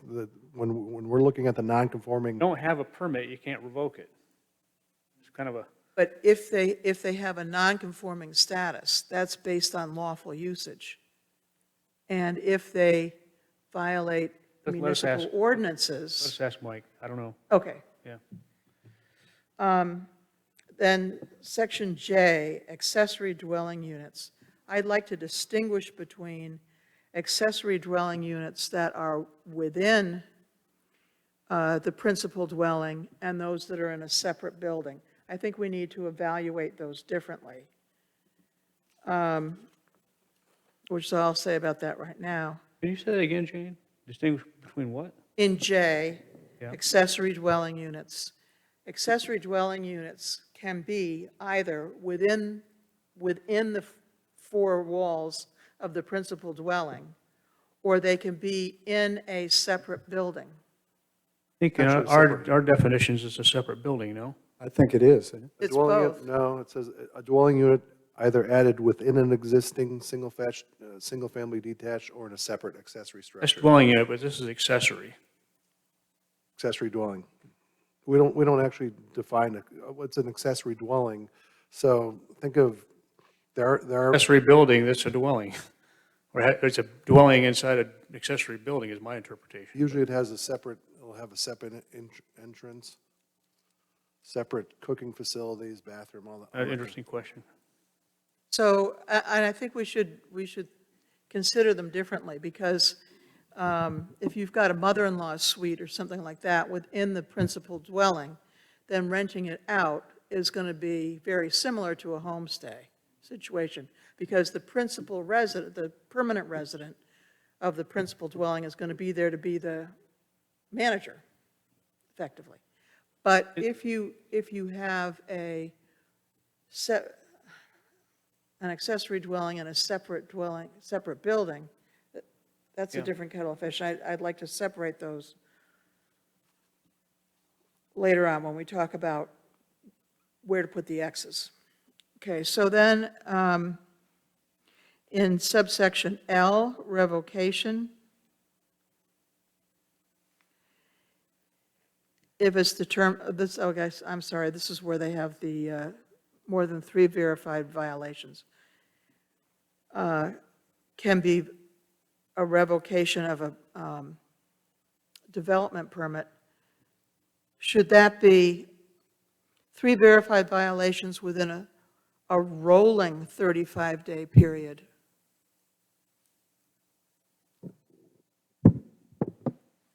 You mean 365 days?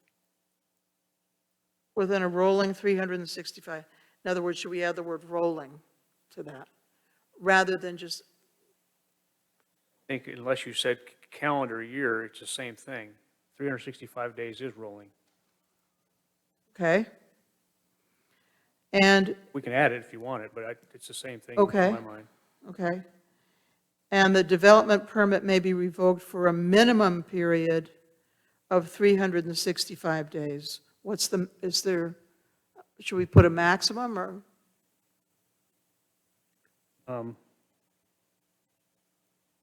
I don't think there should be a minimum or a maximum. I think it should be a set number. Which is 3. Should not be discretion involved in this. Yes, I agree. Yeah. So it's 3. That's our number. Was that your Which I intent, Darren, support. to say Okay. it is 365 days? Yep, that's the minimum. Not the minimum, the actual. Oh, And then in the definitions, yeah, I get you, I understand. Hang on, Jane, let's let Darren Yep, no. record that. You okay? Yeah. Okay? Go ahead. in the definitions section, I think it should be for a term of less than 30 consecutive days.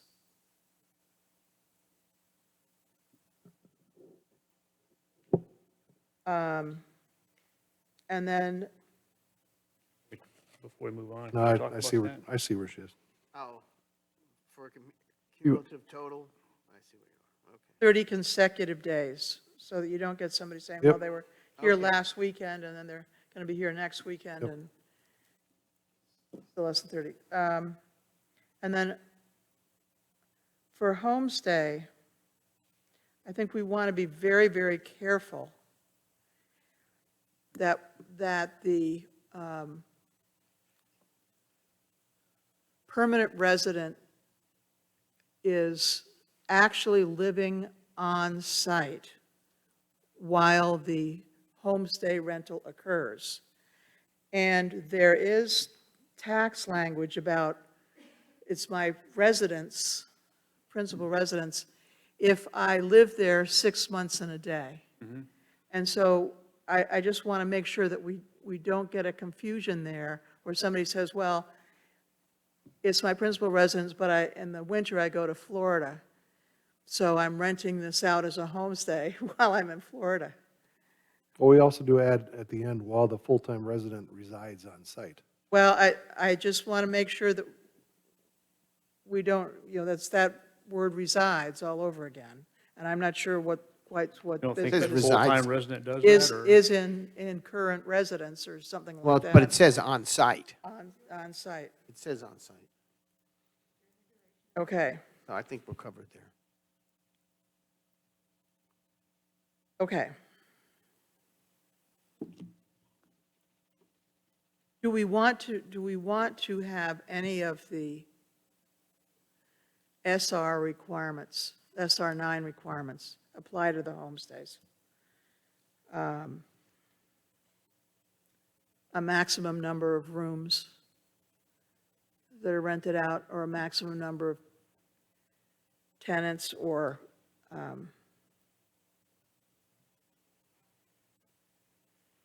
so, Well, getting back to, That's another very good question. any of the Jim. safety things, maybe those, What I thought we heard from you all last time was you had the assumption that because the owner was on site, that we wouldn't have problems with it, but That is I think that what we was- walked away with. Now, when you put it on there, I think it's what's instigating some of the questions. And I'd prefer to stay away from the homestay issues. I got no problem with the definition being there. I got no problem putting it there, but I don't think we should be coming up with a bunch of regulations on that at this point in time. I think our focus is short-term rentals. I agree with that. I just, that homestay area, I mean, I said earlier, it should be a light touch. I just don't see it as a problem that it might, others may have to tell me if it's a bigger problem, or if we're leaving a gap. You may see something that I don't see. If there's a gap there, I'd like to know. I do think it's very important that if, with homestays, that the permanent resident be there I on agree the with site. you, and the language as it reads now, And that, it's and pretty that we good don't, language. and that we don't have a situation also, when we get to accessory dwellings, that the permanent resident moves into the mother-in-law suite and rents out the big house, as a homestay. I think it's a good, solid definition. That's all I'll say. how would we prevent that? And why would that be a negative situation? Because Same assumption that because the owner's there, they're going to control things. Oh, I think it would be a very different situation. I think it would be a very different situation. Do we have problems with homestays now? I guess Do we depending have on how many big the property homestays? is, it could happen. Not that I'm aware of. A 5 acre lot with an accessory dwelling on it. I mean, I think one of the reasons why we created the definition was to create a separation between the short-term, a distinction between the homestay and the short-term rental, because we wanted to make sure, I think the consensus was we didn't want to ball up the short-term rental within that homestay, so we felt it was important to at least add the definition in the PDO. Right, right. Well, I think other than where to put the X's, that's, Okay, so that was the last, yeah, I think on this last point, that we don't need to worry about the homestays just yet. If that proves to be a need, we can deal with it in the future. Okay, all right. So Darren, you have those comments. Any other comments about the text stuff?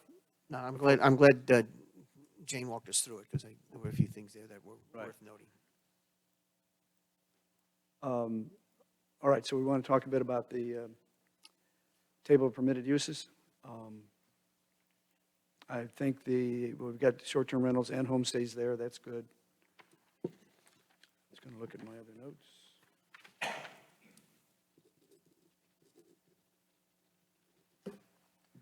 So questions or comments about the permitted uses? Pat, did you have comments on that, or no? Well, are we going through the chart now? Is that what we're doing? Yeah. Yeah. We're going to go through the chart before we have the complete analysis on the survey, on the stuff that's going on. I don't think it hurts to do something tonight, but we certainly can reflect on that. Yeah. I Pat, think know you that's had gonna- something to come back to, too. That's a Yeah, no, I separate want to subject. come back to something, but I don't see anything that's going to be proven dispositive about the survey results. I mean, my takeaway was one of several takeaways is that the more short-term rentals you have, the more problems you have in the quality of life in your neighborhood. I think that's a reasonable assumption, but that's your only takeaway. I think you've ignored a lot of other data there. Well, from this, given the topic and how we discussed short-term rentals and the impact on the quality of life of our community, to me, that's a big takeaway. There are others, I'm not going to deny that. That's kind of my point here, is that we asked before, what are we going to have for the conclusions on here? And some of the different analyses that are there. And when you're talking about basically restricting or banning short-term rentals in certain parts of our neighborhoods, I think that this information may jade that a little bit, okay? And I think that that we need to see the results of this before we start saying we're going to ban it in certain parts, okay? Well, let me make a suggestion. What you're pointing to is survey data. I'd like to go over some facts, because hard facts are much more relevant, I think, to our decision-making process in the survey data of 400 randomly selected residents Okay. of the village. So there's a difference. The survey itself is done by a reputable company, and it's valid as to what it is. So if you're telling that it's not, then I think you're ignoring some important information. The other part of this is what's a judge going to say? Okay, do you Well- think he's going to look at that survey and stuff? That's the reason we did this. No, was to make sure that survey's not going to be the reason we take an action. we wanted information that's looking at the community. If this were to go to court, that we can support our reasons for having a ban in certain parts of the area, okay? And this was basically looking for valid information as to what goes on. We don't have all the conclusions yet. We're talking about chewing on this. And all I'm saying is, before you start putting a bunch of X's in here, I think it's worthwhile having the conclusions coming from here. I'd also like to know that Mike Newman's had a chance to look at this. The survey data? Yes, Well, that's, I think, okay? I And- welcome and he give looks us- at it. Give us some feedback on that. Again, this is survey data. Okay. Let's go over some facts Patrick, about yes, STRs. thank you for saying facts several times, because what what do you consider facts? You have something there, I'd like to know what you consider facts. I'd like to put on the record the information we provided by one of our residents who did dwell down into the facts about the STRs in our community, not a survey of that. So I'm going to read. Pat, is this the information you were referring to earlier on? It was. Okay. And I think it's very important. Okay. Okay. We're a community of 17,000 people. There are 9,400 residences, of which about 400 are STRs. When an individual drilled down and reviewed the VRBOs, the Airbnbs, and the Moore County Register, it was determined that there were 440 STRs. Now, 47% of those are in zoned single-family residential areas. 53%, the majority, are in multifamily areas. Of the STRs in zoned single-family areas, 49% have been acquired since January 1 of 2020. So they are a relatively recent occurrence, which explains a bit why the residents have raised this issue up to the council. The STRs in the multifamily areas have predominantly older ownership dates. Only 22% of the STRs appear to be owned by Village of Pinehurst residents. I want to repeat that. Only 22% of the STRs appear to be owned by Village of Pinehurst residents. So therefore, 78% of the STRs are owned by people who reside outside the Village of Pinehurst. Is that a fact or an appearance? That is a fact based on an analysis of those 440 registered properties. And if you go by the Excel spreadsheet and you track down the resident by address, you'll find the ones that say Village of Pinehurst, and you'll find the ones that say Santa Monica, California. Not disputing that. I'm just saying you used the word appeared, and then you said that means 78% are. Thank you for correcting me. So my point is, the universe we're talking about here of the short-term rental community, the ownership of that is overwhelmingly not the Village of Pinehurst residents. But the people most affected by the short-term rentals right now are the residents of Pinehurst. And to me, that is a big distinction regarding the quality of life for our residents and why this issue has surfaced. It wasn't a big issue when I ran for this office and when you were running at the same time last year. Maybe I got one or two questions about it. But it took off afterwards. And as I said initially, I consider short-term rentals a legitimate business. I just think it should be regulated as a business. We've heard from residents who gave us the examples of the things they can't do in their neighborhood because they live in a residential neighborhood, but they can have someone living next door to them that's sort of in a motel, a different person every few weeks. So those are the facts that I think are really important as we make a decision. I find the survey information interesting. The gigantic percentage jump in the change in the quality of life in response to of some of this data from 700%, 400%. That sort of reinforces the idea that our residents are bearing the brunt of this. I am not suggesting we adopt what I'll call the Pine Wild model, where we just prohibit them. I don't want to just prohibit them. I think we should restrict them to the non-single family residential areas, where the majority of them actually now exist. Okay, that is a prohibition in that part of town, okay? It is a ban in that part of town. So in the facts as you present them, typically in academia, medicine, other things like that, you end up having things to make sure that things are reliable. In other words, you're going to get the same response when you ask the questions, and they're valid, meaning that they're actually representing what goes on in the real world, okay? For those two statistical definitions we met. You do a peer review process. So what I would ask is that you put that stuff on the site here, and then we get some other folks to look at this also, and to see the specifics on there, and see if they come up with the same conclusions, on the same facts that are there. So I'd ask that. The village manager has done that already to all of Okay, us. well, then if it's coming That's from where the, I from got the it from. village, on there, well, he just actually questioned something that you He talked asked me the about question there. about whether or not I used the word appearance versus fact, and Okay. I thanked him for correcting me. I'm happy to look at that. I'm also looking at the survey data, okay, that's on there. And the survey, again, done by a reputable company, when you have a plus or minus 4.8% on there to be reliable, in other words, you do it again, you should get the same thing, and also be valid to justifiably be accurate of what's going on in the real world.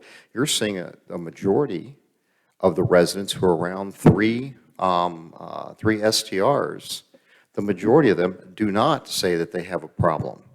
So when you talk about what is the specific amount on there, or what is the specific discomfort, that's the decision we have to make. Yes. Okay? That's on here. And so I would prefer to wait until we have conclusions from what's going on here before we start putting a bunch of X's on this chart. Well, to borrow a phrase I heard earlier tonight, I don't think we need to kick the can down the road much longer. Okay. All right? And I'm, you know, I hate to keep bringing it up, but my confidence level in this survey was shaken when my dead mother-in-law got a request to be a participant in the survey. Okay? So this reputable firm, and I'm sure, I know who they are, they do have a good reputation, but I am not going to hang my cap on their survey results. Well, Patrick, they also talked about it before, that they wish they just put current resident, because that's what we wanted to do. Okay? Well- So the fact that it shook your confidence from the start because it had your dead mother-in-laws on there, I'm sorry that occurred, but they still look at this stuff from a reliable standpoint as they're getting the data, okay? And is it perfect? No, it's not perfect, but it certainly gives us suggestions that are relatively accurate, just like we were talking before about the traffic models. Okay? They're not dead on. I got it. All right? But they're giving us some reliable information as to what's happening in our village. And I don't think that the majority of residents in here are saying we don't need short-term rentals. I'm agreeing with you. As I've said before, I am in favor of short-term rentals, but they should be regulated like any other business, just like we restrict fast food restaurants from being on Everett Road, and we can't have a dress shop, you know, on Linden Road. We as a community have the ability, as the North Carolina Court of Appeals said, to do one. They told us several things we could do. They told us what we couldn't. But the one thing they really were specific about was using the zoning. And this is our option. This is the tools we have. I mean, you had earlier once said, and I'll admit I was skeptical of it, but I was coming around to your thinking about putting a cap on the number of short-term rentals. And it's been ruled out. So, okay? We can't make them register. All right? So I think what we're talking about, what this work product is coming down to, that the staff has done, is a good, legitimate way to manage this legitimate business in our community. You're saying manage by saying prohibiting them in certain zoning districts, correct? Correct. Okay, now, and I'll ask the question again, because I thought, and Jeff explained it well, the purpose of this was to determine the quality of life in our neighborhoods, and the things I went through is, well, our compliance officer can take care of these, our police officers can take care of these, but this, I would bet my life that if we adopt what we're looking at tonight or something like it, we will be facing litigation.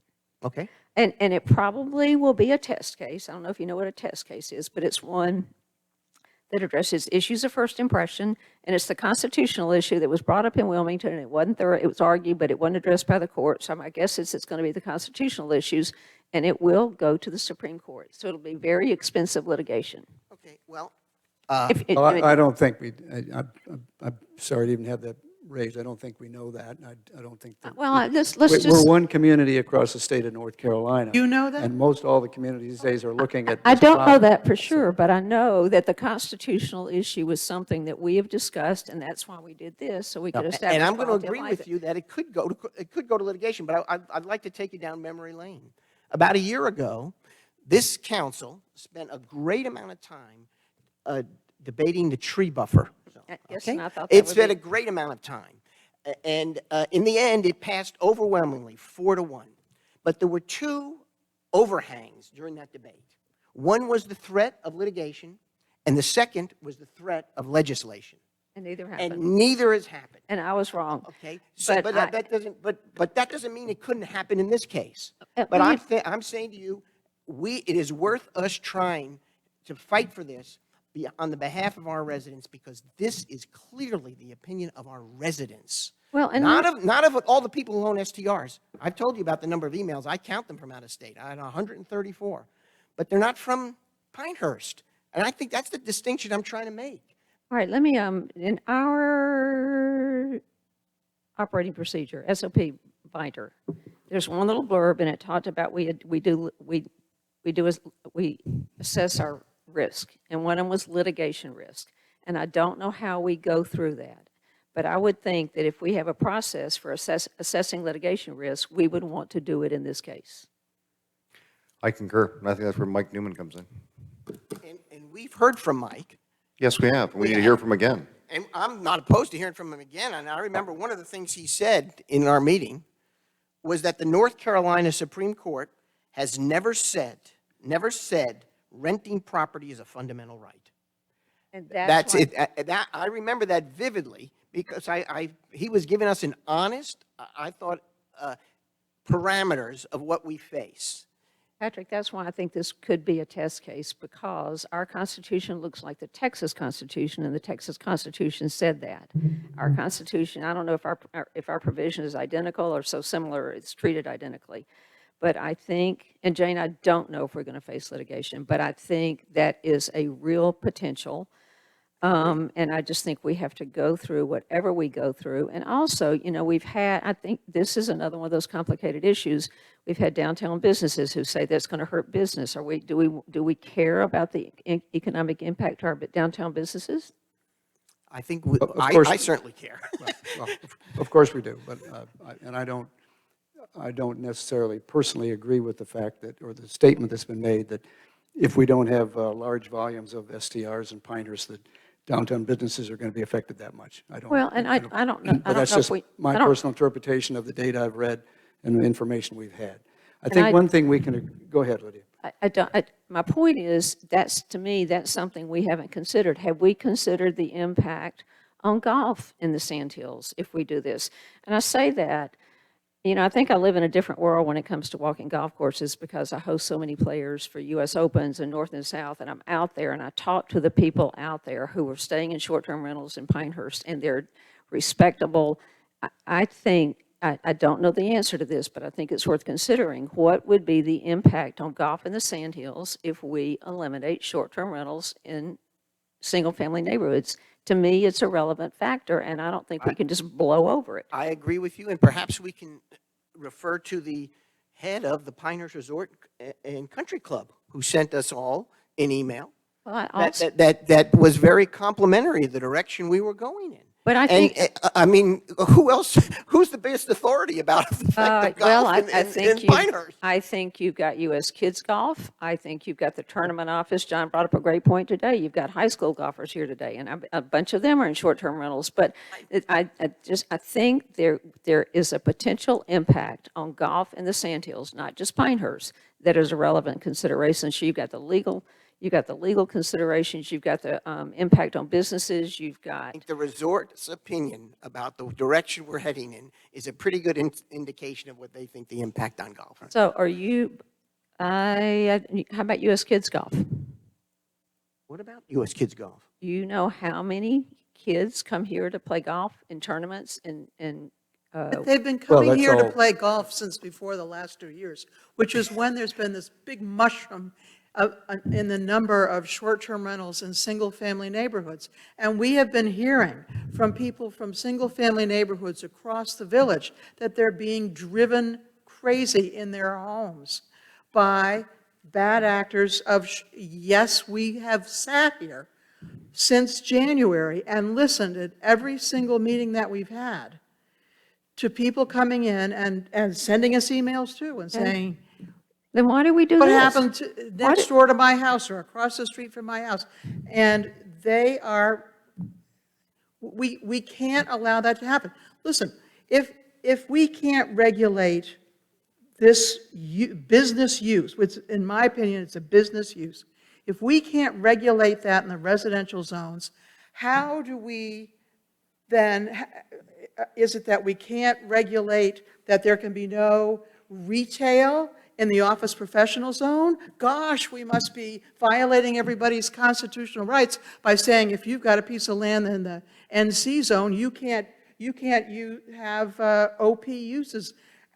It doesn't make any sense that we can't regulate zoning. Zoning is well, I think we're going through a process back of to city finding of the Euclid, appro- Ohio, where you know, it's okay to do zoning. It's one I of the think few we're things going we through the can do. process of finding 100 the years. appropriate way to regulate short-term rentals in the village of Pinehurst. We haven't come to some final decisions yet. We've moved along with the village code. We're moving along with the PDO through tonight. As far as the permitted uses, I think we're all agreed that short-term rental properties and mixed use and VMU and others, that's completely acceptable, and it's part of our solution. So I think we're all in agreement on that. The issue is going to become, what do we do with the single-family neighborhoods? How does that get affected? I think we should hear further information, as you were pointing out, Jeff, on the survey. We agreed to do that earlier. That's an important piece of information for us. It's not the only piece, but it's an important part of that process. Jeff, I think you had a point here. Just a few observations. So yes, we did this to try to determine whether or not we have data available. This is data, right? This is the data that Mike Newman was cautioning us that you would need in order to support a zoning-related prohibition if you chose to do that. I think the data shows that. I think the trends are clear. I think in any situation other than a fundamental right finding, if the courts found that somehow that short-term rentals were a fundamental right of a owner of a residential property, then it probably wouldn't be enough, but nothing would, right? So, but property owners' rights are at play. There could be a constitutional challenge. We needed the data. We have data that supports a decision, I think. Now, that doesn't necessarily mean making a prohibition decision is the right decision to make. Jeff highlighted the point that if you look at the data, even in the worst case of 3 or more, roughly 30% of folks are reporting higher incidents of these types of nuisance type situations, which means that, you know, roughly 70% are not seeing it.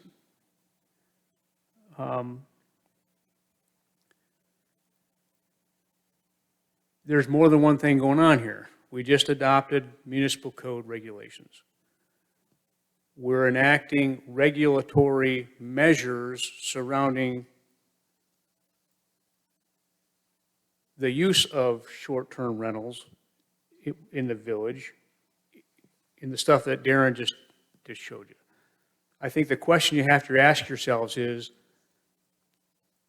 that enough or is that not enough? And that's I think that's a hard question to answer.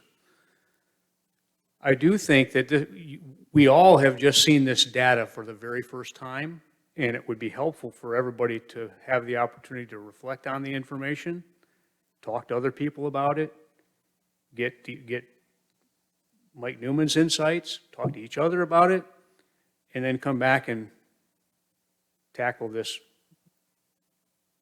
district by district question later. Yeah, I agree. You know, and I don't want to lose sight of the fact that we do already have some tools to deal with some of these quality of life issues. And, you know, and like Darren's confirmed, one of my thoughts is that improper placement of waste receptacles, that's just not, that is a community-wide problem. That's not just a short-term rental problem. Noisy neighbors, we've got a tool for that. So I just. It is more frequent in areas where there are short-term rentals. Mm-hmm. That's what I think that's what needs your attention. And my question is, do we somehow up our compliance with those areas? You know, I don't know the answer to that, but if we have tools already, is that worth considering? Rather than going down a course that could, we've got to work with Mike on this, the litigation risk, because this would be a test case, the constitutional issue that Patrick just brought up. So anything that we adopted, if there were a lawsuit, would probably take several years to get through the courts. So it's a consideration. Okay. I think what we need to do is reflect upon the data, have a chance to isolate that. Hopefully the ETC report itself will be along. We've heard from Darren tonight about the changes to the PDO, except for dealing with the permitted uses. I think there were a couple of corrections, but everything else is in keeping with what's been presented. And that was the phase 2 of what we had discussed over the last couple of months about it, how we wanted to work through this process. So working with the permitted uses is the next step. I think that's for our next meeting, having other input we've received tonight and reflecting upon what we've heard over the past several months. So unless there's a further comment, I'd like to move on to any other business for the work session. Oh. Okay. Any potential future agenda items for consideration in the next couple months? I think we have our hands full in the next couple of months. We need to resolve the short-term rentals that we've been studying for 7 or 8 months. And we need to take care of the Department of Transportation, who's marching down Highway 5 right into our neighborhoods here. And I don't know what else will pop up on the radar screen, but We have plenty. we have 2 that are. We have a waiting list for future documents. We do have a waiting list, Mr. Mayor, but what we have, though, are 2 highly visible issues. Exactly right. That our residents are focused on, That's correct. okay? And that, to borrow a phrase, which is not really apropos, but that's why we get paid the big bucks as part-time members of this village council, is to make these decisions. That's right. And so I look forward to that. Okay. Patrick, I'm Me glad too. we're ending the night on total agreement. Yes, I knew. I'm sorry, It Jeff? was inevitable. I said, I'm glad we're ending the night on total agreement. There you go. All right. So hearing no other work session business or future agenda items, is there a motion to reserve the work session? So moved. I think we have a Second. script for that. Second. Motion to adjourn presented by Councilmember Morgan, seconded by Councilmember Pizzella. All in favor, say aye. Aye. Any opposed? Hearing none, the meeting is adjourned. Thank you very much for your attention.